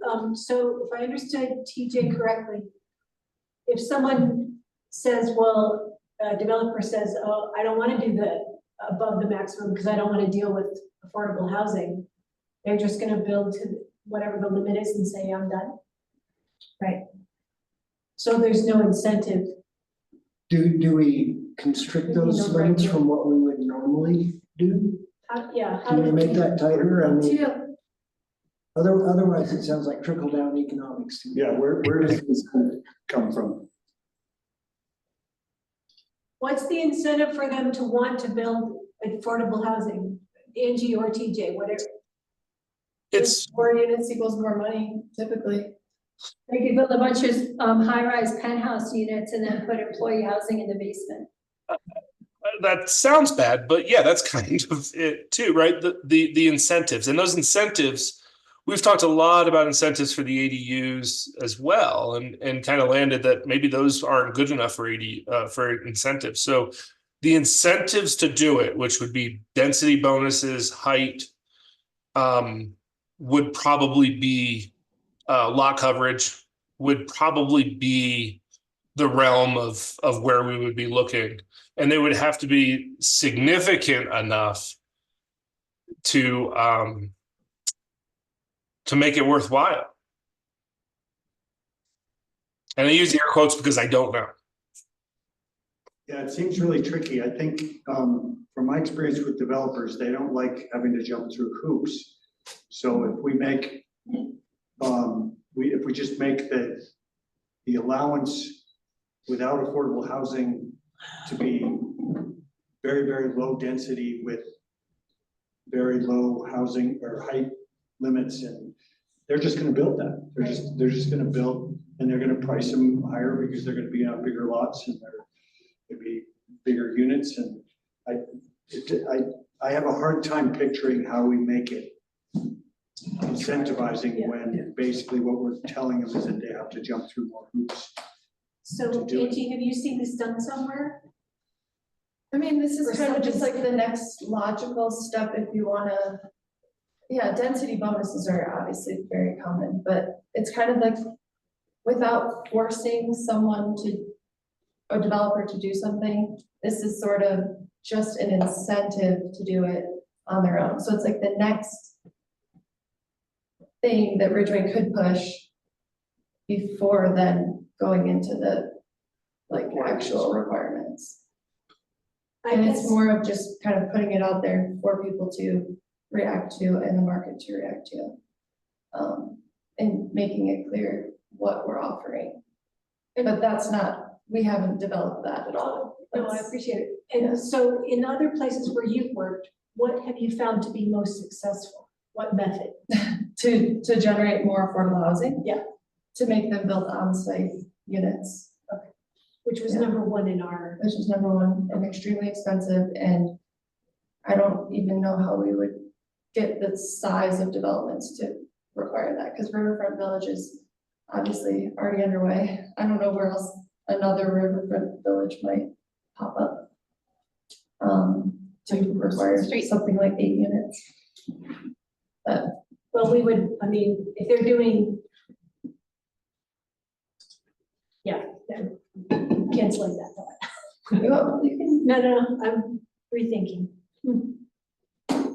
We still have a big lot across the highway. We have several places there could be another riverfront village. When we talk about tonight, what is it, Ellen? So that's I forgot, it's 20 units, I think, not the density, but there's some places over on the other side of town that could be 20 or 30 units, and there's other places in town. I think the preserve is something that was already platted. And I think it mentioned in the tonight's assessment that they were proposing 4 affordable housing. Not proposing, they're doing for. Yeah. They're required to do for. Yeah, exactly. I'm just thinking that, and I'm just thinking that the preliminary plot that they have approved is real outdated. I mean, I don't know if I can say this, but it just seems, I personally don't think they would go forward with that preliminary plot. It seems so outdated. They'd be foolish to do it, but I guess they can do it if they want. That preliminary plot's what, 10 or 15 years old? Yep, 10 years old anyway. 10 years. And they're big lots. They're the Ridgway old school lots is what I look at them. And they could get a lot more density if they abandoned that plat. They might not do that, but. And they'd have to meet the UDOT and all of that. So, but I mean, I Preston's think, in the waiting room. so, I mean, so One thing I would potentially say is that these are all ways to say, hey, we'll waive some requirements. We'll create an expedited review process. If affordable housing is something that we're looking for, then we could probably find some incentives to make it worthwhile. Now, those are going to be the hard ones to somewhat justify. 10% we have baked into the code. Would it be something like, a minimum number, a higher density, a max, right? We would set a ceiling for what would be administratively allowed in there. But the idea would be, I think, jumping out ahead of it is expedited review process, simpler reviews.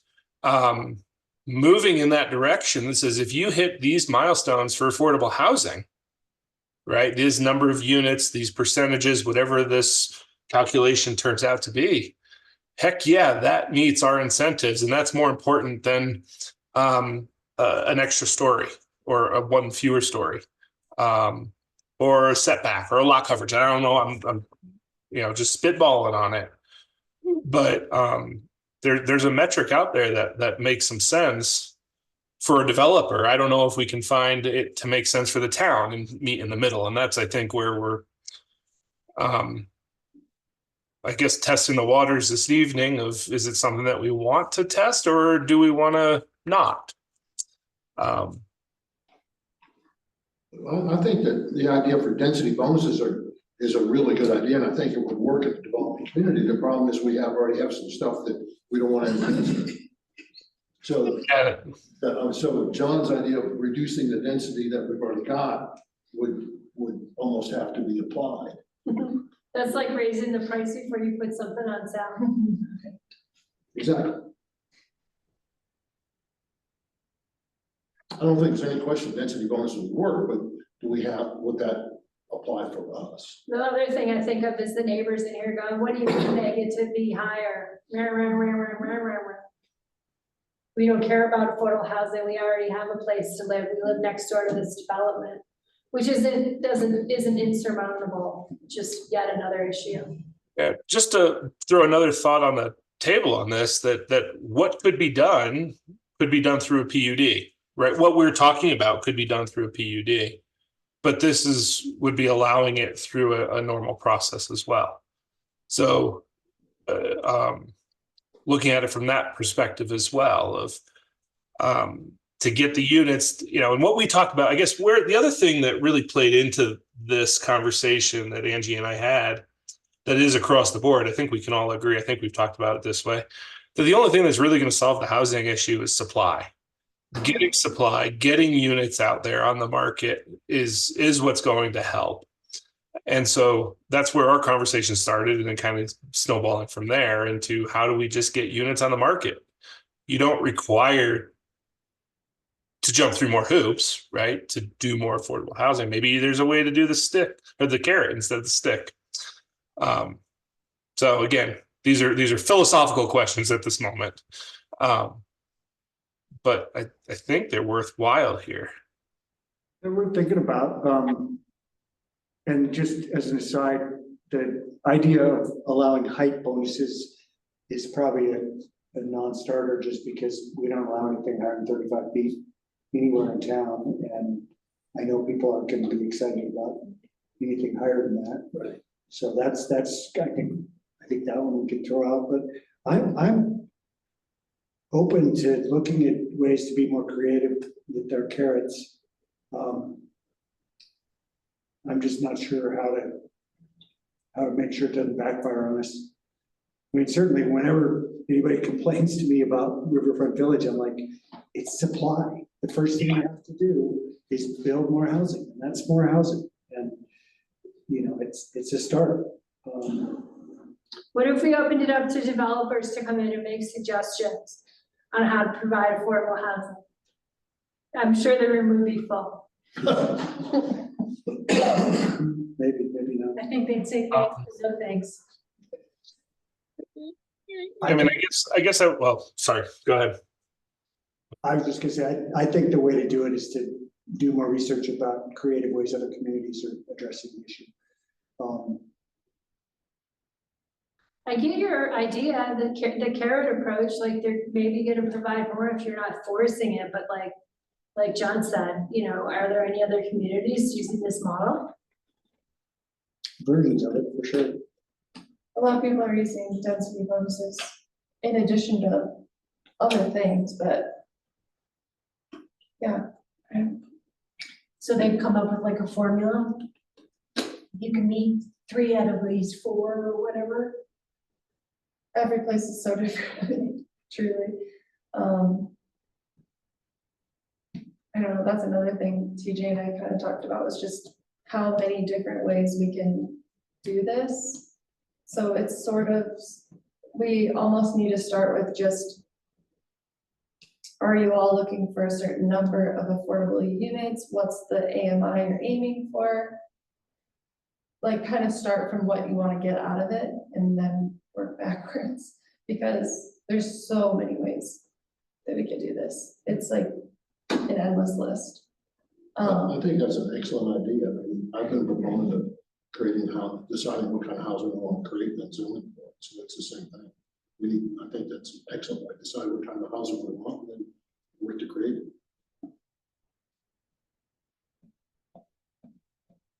Yep, So you guys are gonna send out a survey to each of us and then compile the results?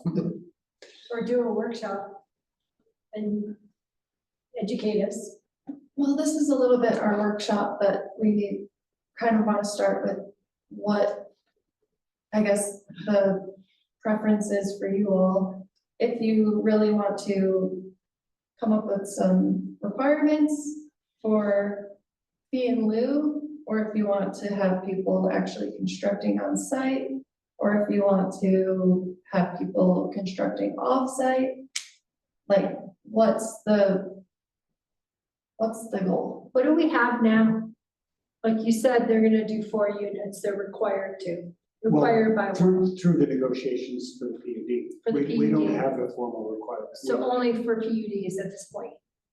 Correct, and even that has changed in the code rewrite we did where we basically disincentivized PUDs altogether in a way.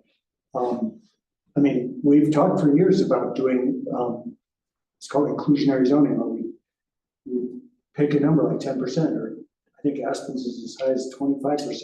Yep. Every new project has to have 25%. We put that percent in the PUD. rewrite of the code. And the Yes. PUD. In the PUD. Ah, Yeah. I see. Yeah, but I think that was a stick, that was like. Do something more creative without PUD. Well, yes, So we don't have to. the money, available, the capital available in Aspen is a bit different than ours. True, although we're getting right up there. The other thing we talked about was just the different types of new development that are coming in and what impact they have on housing. So like you all had said, you didn't think residential development should then require more residential development necessarily, like if someone just wants to build a single family home. So like, is that still your stance, or like where did you think more on that part? So we can understand. I mean, I've always thought of developer mitigation as, commercial. Or would it be like subdivisions? It would just be commercial? And subdivisions, I would put in the commercial category, like someone building a single family home. It It's seems not like developed. that's challenging enough, so to add on to that probably makes it unattainable. And if they choose to put on an ADU, then they can do that. But we can't force them to do that. And incentivize them, to do it, which we've done.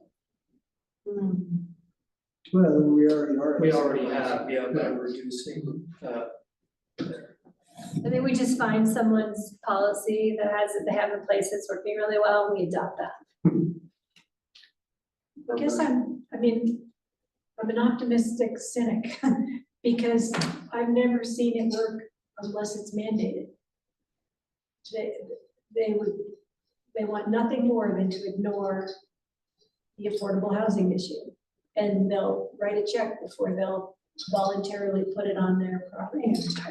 Yeah, not a fan of fee in lieu of, because we can't make the fee in lieu high enough. right. Right. And we've had 2 Riverfront and North Lena where they were supposed to have affordable units, and now we're just like, nobody can afford what you put in there. Well, Lena hasn't built Maybe it. still what's happening. with Lena. What? Lena hasn't even built it. Right. Yeah. There's but that another was- phase where the Oh. affordable units are going. I didn't realize that. I thought it was supposed to be 1 unit in each of those buildings. Originally it was, Okay, and then they said like a ghetto during building. COVID, when prices on everything went sky high, they said we can't afford to do that. And so there's another building yet to be developed in the next phase Okay, that will actually be deed restricted. But what's the cost on the deed restriction? is there 1 or 2? Two. There's two units, I think. 1 on each end, right? I think it's like the whole building. It's, No, it's not the whole building. I think it's a 3-unit building with 2 deed restricted I units. think it's more like 6, I felt like it was 6 units with 2 affordable or something. I just remember it was supposed to be I 1 on the never end of recall. each building, so I didn't know about the next No, part. it's the third phase. Okay, Developer's gonna postpone the deed restricted requirement as long as possible. Yep. It's been everything we've seen. Just I think that we need some like pointed questions to answer. I think having a conversation, we're just gonna go in circles. Okay. And I had You have a a question? quick question. Is there anything that the state is offering in terms of Money? no. Well, yeah, great. That would be great. No, I'm actually thinking of isn't there some sort of seminar that is available to us as commissioners to attend. I mean, not all of us perhaps, but some interested people on the board. Is there anything? There's a lot of resources to understand affordable housing, yeah, there's a. Might be Like, time for a couple or three of us to go. I would love to go. Something like that, yeah. I don't know that there's like It's a all whole, I mean, I'm sure there's plenty of different Well, I mean, just something. That's what I was seminars, but there's Maybe like have a chance. webinars Yeah, and tons They of were all available spread out resources and online, consolidated. for various affordable housing topics It's only 19 relating to totals. planning and land use. Okay. Two that are deed restricted, TJ, are you still there? because these are the only ones that went. Oh, I'm still here. I'm Googling it right now. I know that they did a affordable housing toolkit Yeah. through either DOLA or Department of Housing. Committed to. Affordable Housing 101. Was in here just long. So yeah, there's probably a 10 to training. So I think there certainly is, and maybe that's what we can do. Try to reach out to DOLA, reach out to Department of Housing, and see what opportunities are out there. Yeah, okay, just, Last thanks. one is the 3-story. So you asked us a question about, you asked one question, and I think I kind of answered it. I don't know if everyone agreed about, is it single family home development? Is it commercial development, right? Yes. Did you get a sufficient answer? Well, not really, like, if we go back to Max's examples, with Eagle County, he was kind of explaining how they even considered different types of commercial development in different ways in their formula. And different things have different weight to them, so I'm just kind of. Can I ask, I'm a little confused. I know that communities like this that are more well-to-do, the mitigation is like if somebody builds a commercial project, they have to build housing for the people that are gonna work in that project. A percentage of, We're not there yet. All people wanna build here is housing. They only wanna build residential. We have almost no interest in commercial development in town. So I don't think we're anywhere near putting impact requirements on commercial development. I mean, it'd be nice, but I don't think we'll ever see it. I don't think it'll accomplish what we want to accomplish. you know, it occurs to I me. think that, I mean, just from what we've seen over the last 10, 15 years is that what people want to rezone our commercial property to residential or some version of it so that they can build more housing because that's what money is. Well, let's make it so that if they're going to build housing, they build some affordable housing with it.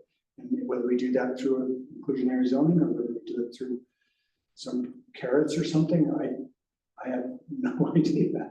But I think we need to see some examples of how other communities are doing the carrot approach. Well, then the other concern I have with carrots is that we've already done a lot of the carrots. I mean, we've reduced the lot size. Here, we've given certain incentives, we've reduced the parking requirements.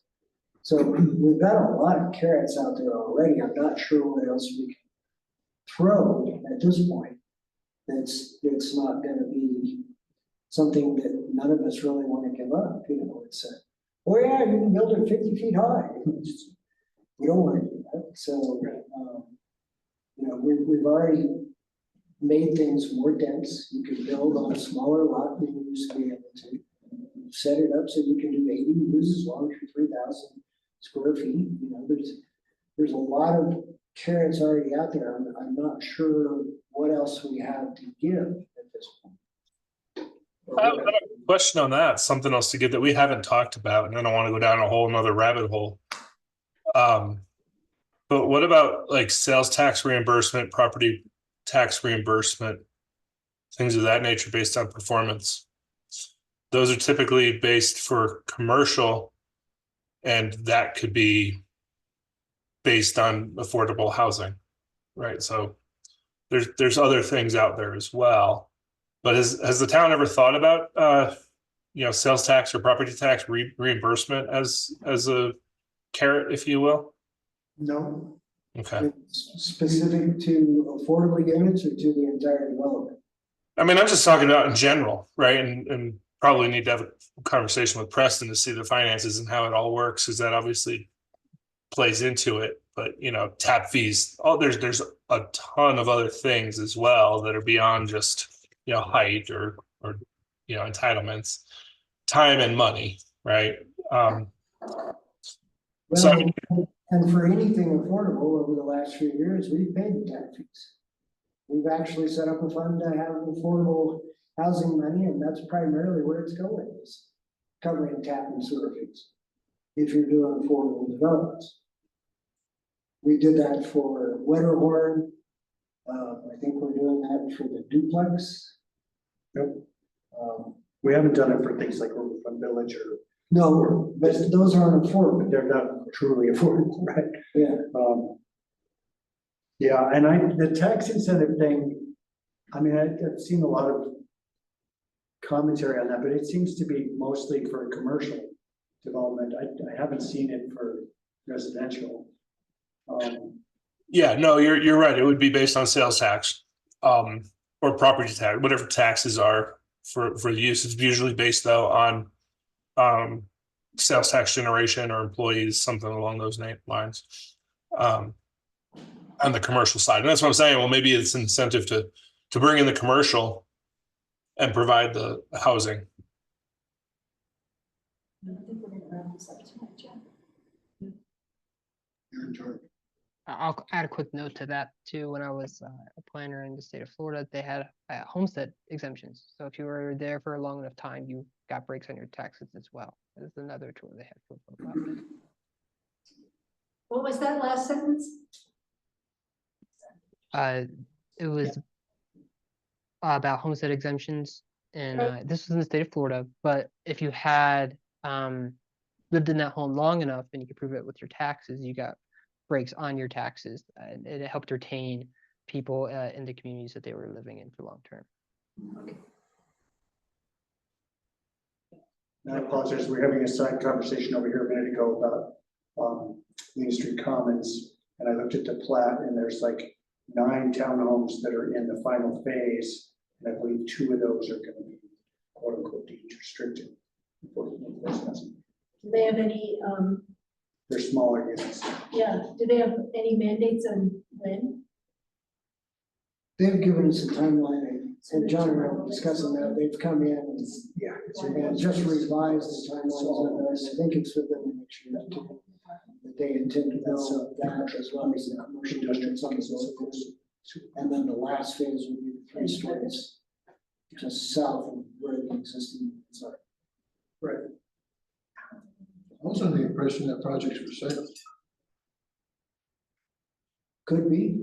Yeah, I believe that projects were It sale. appeared that they were having some financial difficulties moving forward.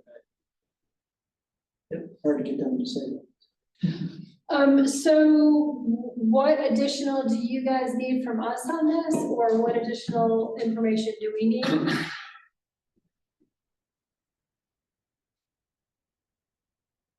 DJ, any thoughts?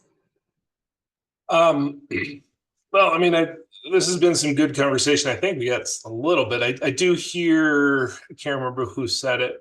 Someone said we need some specific questions to answer. I think that's probably what is probably next in line for us to kind of do a workshop and kind of talk through a little, and we've kind of called it, and maybe we need to think about it this way too, as a group learn, because I think where we're at as a community is charting new territory. I don't feel, we could find the unicorn out there. I don't know, but to your, I think it was Michelle, you mentioned it, like find one that works and let's just adopt it. I don't think that there is one that fits the Ridgway mold in my experiences. The one that probably comes a close, but is so stinking complex it wouldn't fit in Ridgway is Eagle County. But maybe what we can do, Angie, is try to tee up some of this housing toolbox information, try to get somebody. I know, oh gosh, there's a bunch of housing professionals out that way, and Dole, I can't remember the gentleman's name. He's down kind of in the San Luis Valley. Maybe he can come up. Aaron, I think his name is. With funding sort, right? Maybe we just start moving down that path and continuing the dialogue along those lines of what, because yeah, I think we're at this, not at an impasse per se, but at this point of like, okay, let's find what works for Ridgway, and I don't know that we're going to find it out of the box. And I'd like to start off really simple, right? And then we can improve, we can make it complicated from there. Well, and I guess that's kind of the question too. Do we just want something simple out of the box to get going? Yes. What's that look like? And we have 3 peer communities that we just calculated that give you real numbers of what that is compared to what Ridgway in a real world situation. All of them require more than what we got through negotiation. So that's a positive. Well, the other thing is on the comparisons, 2 of those are ski areas, right? Eagle County isn't necessarily, Right. Yeah. but 2 of those are ski areas. So I think, like, what about maybe Carbondale or Buena Yes. Vista or, you know, Yes. not the ski area thing, because that's not us. Eagle County is Yeah. Vail. Yeah, So, and Crested Butte is Gunnison County. However, Gunnison would be a better peer for us because it's down from a ski area. Glenwood would be a better peer community for us because it's farther away than Carbondale or Basalt. So it's removed from the immediate effect of your examples, which are all 3 of them really, Telluride, Eagle County, and Mount Crested Butte. so are yeah, all, maybe a little further away. You don't Yeah. think Carbondale's far enough away? I don't, I Carbondale's think huge. Salida and Buena Vista yep. are good. And I mean, Pagosa. Salida's got a tourist economy, which kind of Ridgway has. I was And thinking. Buena winter. Vista's doing some really interesting stuff about housing. It's real, and they're not under a financial ski area shadow. So yeah, maybe a little further out, and maybe we're not gonna find what we're looking for there, but these other ones are ski areas. The ones we're looking at. So, All those other towns are really big, though. They have much more diverse and complex. Eagle County is a jet. I mean, it's like Eagle County is. But you're saying like Buena Land. Vista or Glenwood? Yeah, I mean, are there Glenwood's any huge. small? Glenwood's huge. Is Buena Vista smaller than Glenwood, isn't it? Buena Vista's pretty Salida small. is Well, just in the interest of kind of moving ahead, I think that's good. We can do that analysis with a few other communities, peer communities, a new set there. I do think Salida is probably a good example. Maybe BV might be better. And we can find a few more. The Roaring Fork Valley, I'm hearing you, and I'm trying to think of Northwest, maybe Hayden. Hayden might be a little bit too close too, but Hayden or Craig might be. what about Pagosa? Pagosa's pretty big. Is it? I mean, Pagosa could be another good. 10,000 people. Yeah, I think we could. I mean, if that's what we want to get some more examples, that frankly that's easy. Happy to do that. And kind of analyze those a little bit more. And then simultaneously, maybe Angie, we continue to see what resources the state has for training. and whatnot. Maybe some more specific questions. I mean, I don't know that we answered the ones you had, so there's no promises there, but. Yeah, I think I'm going to go ahead and say this, that we might be at a point, I'll throw this out there, don't throw anything at me, you're just going to break your computers. At a point to have a special meeting on this, to devote a couple of hours to this conversation without other things. Yeah, I think We understand what those numbers mean and what works. Yeah, that sounds good. Yeah. Perhaps early December, right? That's what I Kind of meant, can yeah. avoid the holidays that way. Because I think our planning meeting will be, yeah, that's another question. The Tuesday before Thanksgiving, because Thanksgiving is very late this year. I need to look at a calendar. But we might want to look at that. Thanksgiving is the 28th, our meeting will be the 26th. Yeah, I don't know that it's fine for me, but I think people tend to travel that week. Have we considered that? Who won't be here on the 26th, the Tuesday before Thanksgiving? I can be on the phone, no problem. You here? I'm here. I'm here, if not else, I can I Zoom. can attend remote. All right, we're here, and we'll have a couple people remote, so we're okay with that meeting, but maybe we schedule early December to dive into this a little further. We usually delay the December meeting to January.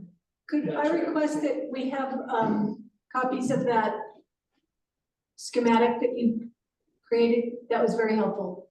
Mhm. I'm one of those visual learners. It's like, if you want me to meditate on it, I need this. I thought it was a little bit hard to read. It might have been nice if each town had its own slide and then you pulled it together at the end. Because We couldn't quite. it was a lot of accommodate information this. on one Yeah, slide. Yeah. Just a suggestion. Thank you. I'll, when I send the presentation information to Karen, I'll make sure to include. a broken down You're copy. dealing with old people here. Yeah. Max, I didn't understand what you said. Jennifer was in some. Max, I didn't understand what you said. Oh, my apologies. I was just explaining that I would provide that handout with the 3 communities on it, when I send Karen the presentation information. So I'll make sure. Thank you. You'll have it. So Angie, where are we on? Do we want to make a special meeting in early December? Sure. Yeah, I'm up for it. Yeah. I mean, if we don't have any applications for the November meeting and we have enough time, we can always cancel the December one, the extra one. But we usually But- just bump it into early January. Right, but I'm saying early December to talk Right. about, yeah. Yes. So do this instead. yeah, would that be, TJ, I'm guessing you're gonna be in on that, so are you gonna be like in Tahiti or something for Thanksgiving? You'll need time to get back?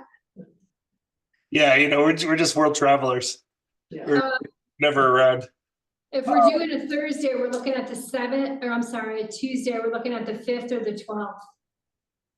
Angie, what are your What plans? Are you in town or? December. Okay, Early December. yeah, early December, the 5th or the 12th to have the additional meeting to dive into It's a workshop. affordable housing. Yeah, I was guessing it would be a I'm seeing the Tuesday. 3rd and the 10th. Excuse me? I'm seeing the 3rd and the 10th. For a Tuesday? Oh, you're right. I was looking at November, the 3rd and the 10th. Thank you. Well, Do we want it the week after the meeting, the November meeting, or do you want 2 weeks in between? Or a week in between, I mean. And what works better for you guys? Nobody cares? I don't care. Oh, we should probably go the 10th. Yeah, sure. I'll just decide. TJ? I think there's a meeting booked here in this room. What? Yeah.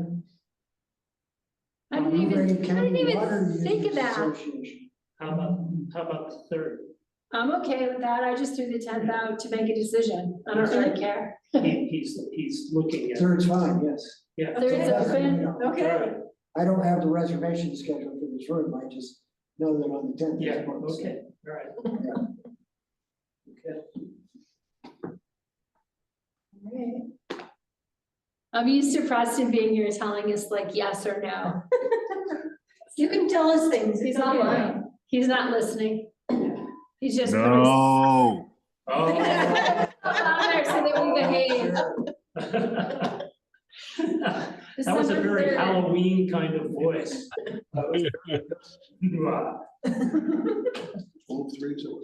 Yeah, I was. I guess he doesn't disapprove or he was. He's gonna be in Tahiti. Yeah, there you go. Nice. So are we thinking the 10th, or is that the day that has a That's the day that has another meeting in this room, so we went to the 3rd. 3rd? John can't do the 3rd. That's okay. Okay, I mean the 17th, or are we pushing it too close? I think we're looking at the 3rd. The 3rd, yeah. Does that work for you?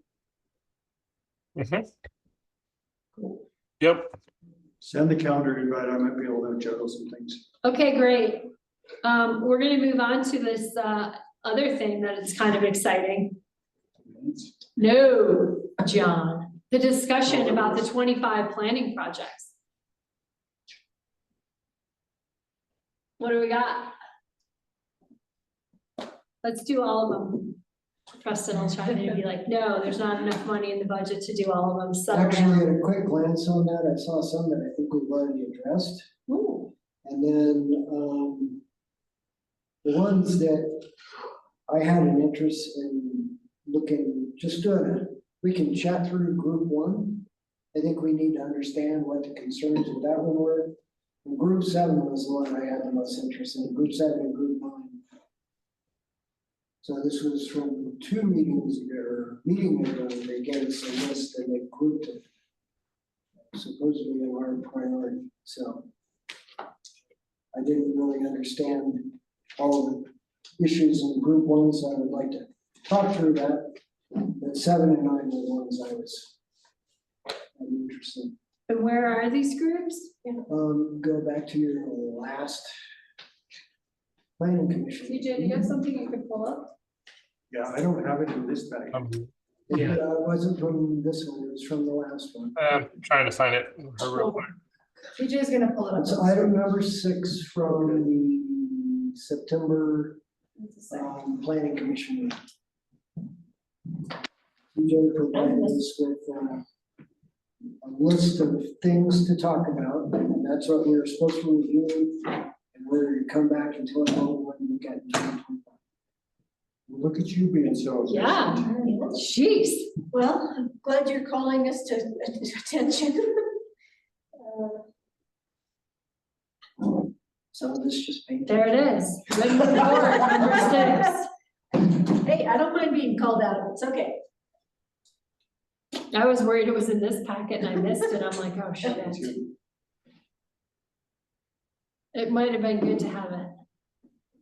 Or Russ could have told us all this. Sorry, this was a heavy packet, so this is one thing that we didn't get into your packet. You figured Jack couldn't carry all those papers here? So sorry, Russ, what was some of the things that you mentioned? So I was interested in just doing a quick chat through on group 1. I'm not real sure where I understand what those are all about. And then the ones I had interest in specifically was zoning and land use and the master plan, general comments, suggestions that seem to revolve around the master plan. So that's my input, and I'm just curious about where the group 1 stuff came from, like fines. Is that something that we really need to, are we out of date on that? Do we need to go back and relook those? Public notice requirements, which we just got called out on tonight. But she was mistaken. Because it wasn't a variance, it was a deviation. Yeah, from that. Approval criteria, adequate public water supply, zoning red, zoning map.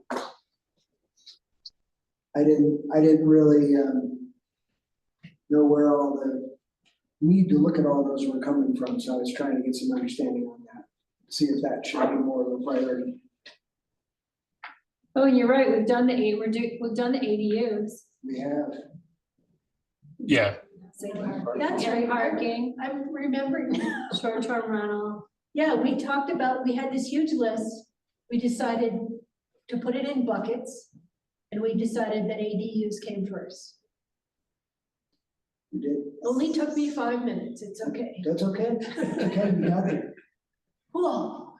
So the list is coming from 2023, when you all had the original discussion, Mm-hmm. and some things have been addressed, yeah, but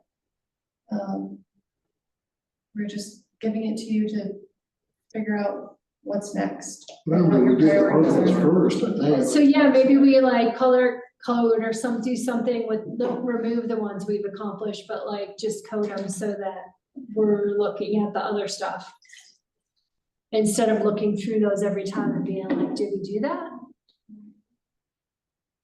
yeah, we can make this more of a dynamic document. The one that we had is, oh, Preston. Hey everyone, I thought I'd raise my hand. So yeah, just fundamentally, last year, probably before this time, you all went through the exercise of organizing all these items into buckets, right? And then y'all picked, I think, 3 or 4 for 2024 to take on, which was great, but wildly expensive. We spent the entirety of the year working through the land use mix, ADU regs, parking standards, and we haven't even gotten through the infancy stage, I would say, of the affordable housing regs. And so the purpose of my remark here is just to urge some caution and thoughtfulness as we make a recommendation for what to include in the strategic plan and the budget for 2025. I'd be remiss if I didn't do that. I have to be that guy in my role. But it was an expensive year on the planning and community development front, considering most of the year we didn't have Angie. TJ and his team do a wonderful job, but their hours add up. Not only just attending meetings, but all the research that needs to be compiled and everything else that goes into it. And so I'm not trying to ramble, but I really urge some thoughtfulness and strategic thinking as we try to figure out what to recommend to the town council for 2025. Well, and I think the affordable housing is gonna have to be part of that new budget, because we're not gonna complete that by the end of the year. I mean, Correct, not even close. Yeah, that's gonna go into next, I mean, that's probably like the first half of next year. Yeah, and I think on our original plan, when we adopted those 3 things that we attacked, being ADUs and parking and affordable housing, the hope is that we were gonna get all that done in about a half a year. I love the sound deadlines make when they go whizzing over your head. To kind of support Preston. So what were you saying, Russ? You said section 9? 7 and 9 were the ones I had interest in. Not necessarily the whole thing, but these were just some areas that I thought were, needed some. 9 doesn't have anything. The master plan? It's considering having the planning commission approve master plans, that whole concept. And if We've always approved master plans. It's the planning commission's job to approve. okay, well, then let's scratch it, move on, do 9. Got that 6 and done. 7, see if there's anything in there that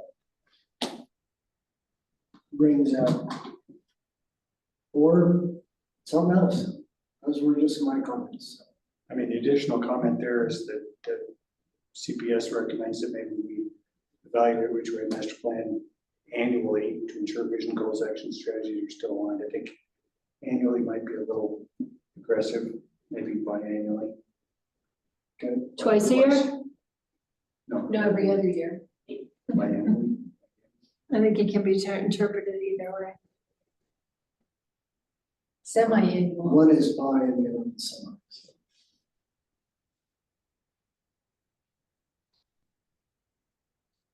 Again, that was TJ, do you have a recommendation, having updated our code recently? That was kind of of what really needs attention? not so much what might interest us, but like what Yeah. is lacking. Well, one, I think that with a lot of these conversations we've had this year, the environment, not the physical, natural environment, but kind of the holistic, built and natural environments in Ridgway are shifting. I think it might be worth, one meeting, sitting down and going through the comp plan and seeing if it still is applicable and thinking through that just at a higher level. Comprehensive plan. The master plan. I think. Yeah, sorry, the master plan. It certainly doesn't hurt. Right, and because I don't think it's been, at least we have not evaluated at that level since we've been there in a few years. Oh, we're back to number 9. Is it due for renewal? It's been 2029. It's every 10 29, years. yeah, 10 years. We did it in 2019. And it took a year. When we looked at this thing originally, like, I don't know that there's one that's like, yep, that's the priority. I think we hit a couple of the big ones. I think a big one is affordable housing, and to kind of piggyback on what Preston was saying and what we've been talking about budget wise and being kind of conscious with that. I might suggest that just what we do is continue with the affordable housing. That is going to be a big piece. It's going to require work beyond me and our team, probably beyond Angie too, and some other consultant fees. We've been working on it for a number of years and still, I don't want to say we haven't made any progress, but we still don't have regulations in place. And we are getting some interest from developers. So from a bang from your buck standpoint and kind of the issues that are hitting closest to home, I think affordable housing seems to be one of the biggest. Some of these other things, I think we have a good code that gives us good structure. If we wanted to, we could, do some piecemeal things if budgets allow throughout the year. But I would suggest that maybe those are just the 2 items for you all to focus on: affordable housing and just evaluating the comp plan, making sure it's aligned. Are there, That sounds good. yeah, Sure, I agree. Are there some smaller or low-hanging fruit that we could also get done? I think we could revisit this. I think we could color out the ones that we've done, keep them on there so we can see how much progress we've made. And then look at this again, because the affordable housing is probably going to take us well into next year. No question, So no question. just keeping that in mind. Yes, I agree. So if you guys, looked at all of those pieces in each bucket and maybe graded them, what percentage do you think we've actually accomplished in the work that we have been doing? Then we could assess them. If we did it as homework, you sent it to us and we said, okay, we all agree that the affordable housing is the big issue, but maybe we could, prioritize? Well, I feel like that direction should come from staff too. You guys are working with this stuff and you're working with the people that come in with applications. So what needs further definition that you're running into, And we'll put it on the schedule for like July or August when we're done with affordable housing, but I don't know that it's our question to answer. I think it's a good start with affordable housing and the master plan, but beyond that, like, you tell us. Because I don't think any of the, none of these are jumping out or we would have already cited them. We've already done, we pulled the ones that we felt were super important last year. Yep. And having a new perspective and a new pair of eyeballs is great. Yeah, and like definitions, I think that's a staff thing. And then you would just run it by us and be like, okay, these are the definitions. And we're like, great, that makes sense. Or let's talk about this for half an hour and then decide. Yeah, I do agree that there's a lot of smaller projects and just, if you will, code cleanups in here as well. That's the other thing that Angie and I and our team has kind of been talking through too. Like, what's that mean in availability and capacity? So I think there's something in there, but maybe we just focus from a workshop and a project, if you will, standpoint for the planning commission, those two items this year. Sounds good. Sounds good. Okay. We need approval of the minutes. I move to approve last month's. Second. Easy to. Okay. All those in favor? Passes unanimously. No, Oh, yes, sorry, thank you. Bill's abstaining. The rest of us approve it.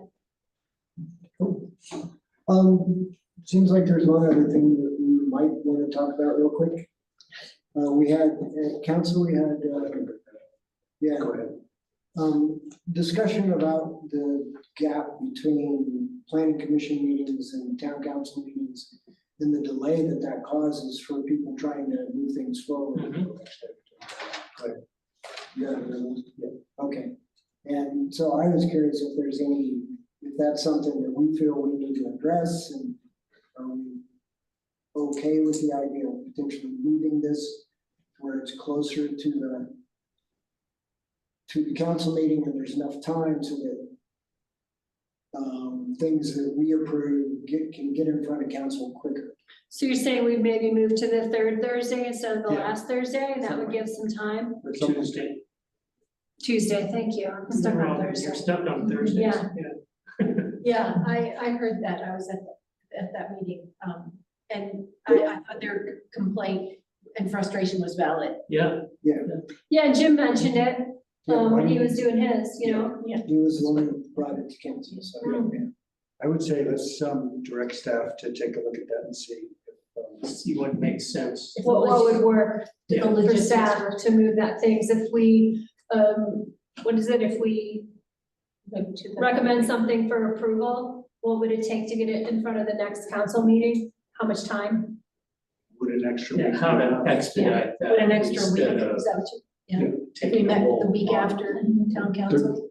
Third Tuesday instead of fourth. Yeah. Last, it's always the last first time.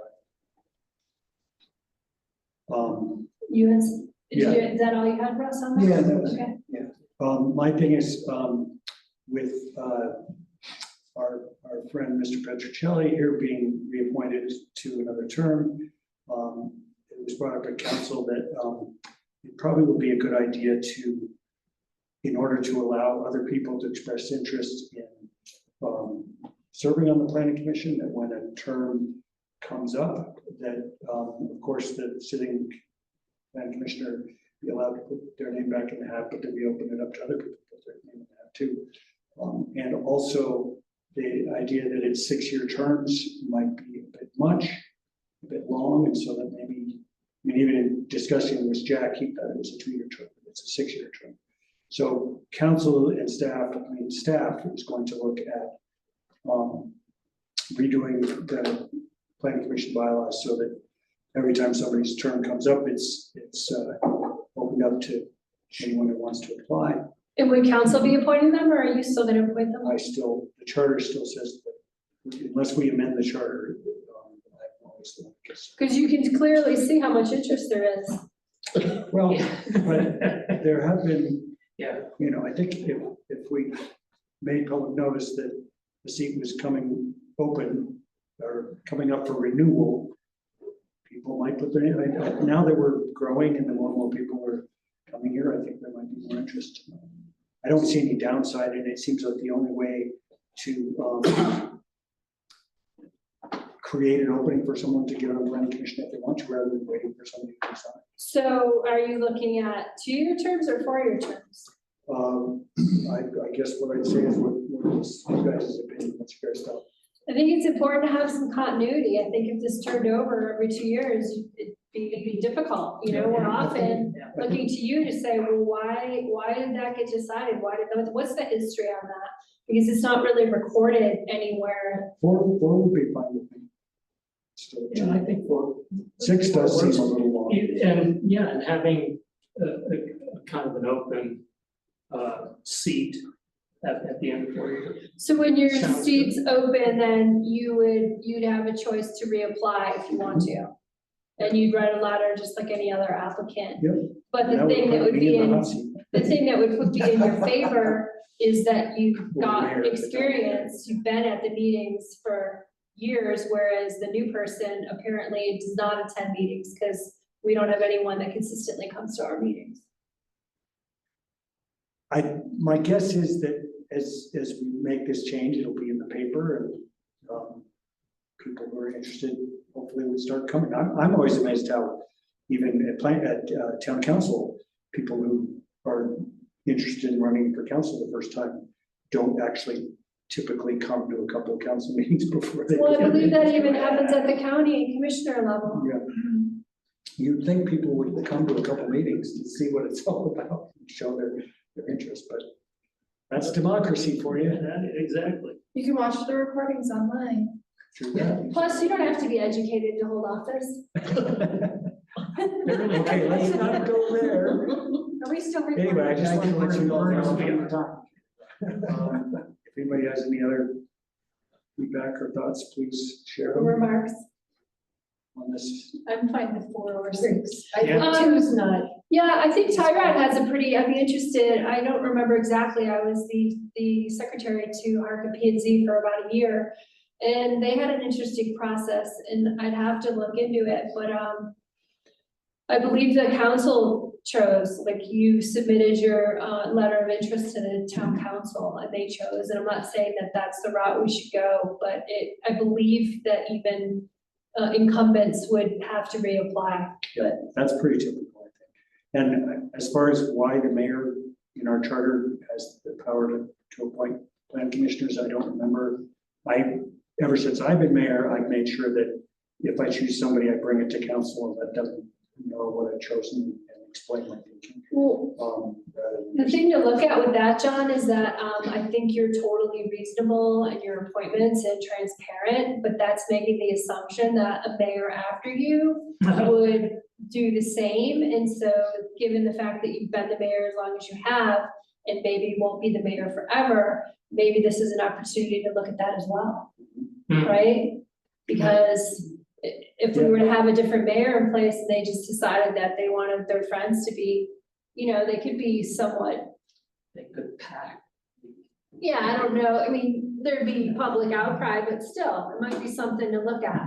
Like it maybe should be more than one person, I don't know, that's up to you if you wanna bring that up, I'm not gonna go to Yeah. council and bring No, that up. I think maybe But- the thing to do. Because is once, to- excuse me, sorry, once you decide not to be the mayor and someone else is the mayor, it's a little late to change that.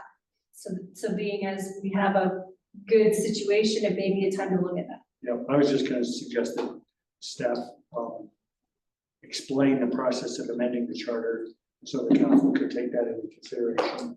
I think it has to go to a vote, pretty sure, but it's not. Yeah. TJ, do you have anything to say about all this? You work with planning commissions, don't you? Yeah, I work with a lot of them and they all do a little bit different. So, Angie, what have you seen? I didn't know it was 6 years either. That does seem long. I think I was told the history was they couldn't get people to do it, so once they got someone, they signed them up. There's not like an alternate position.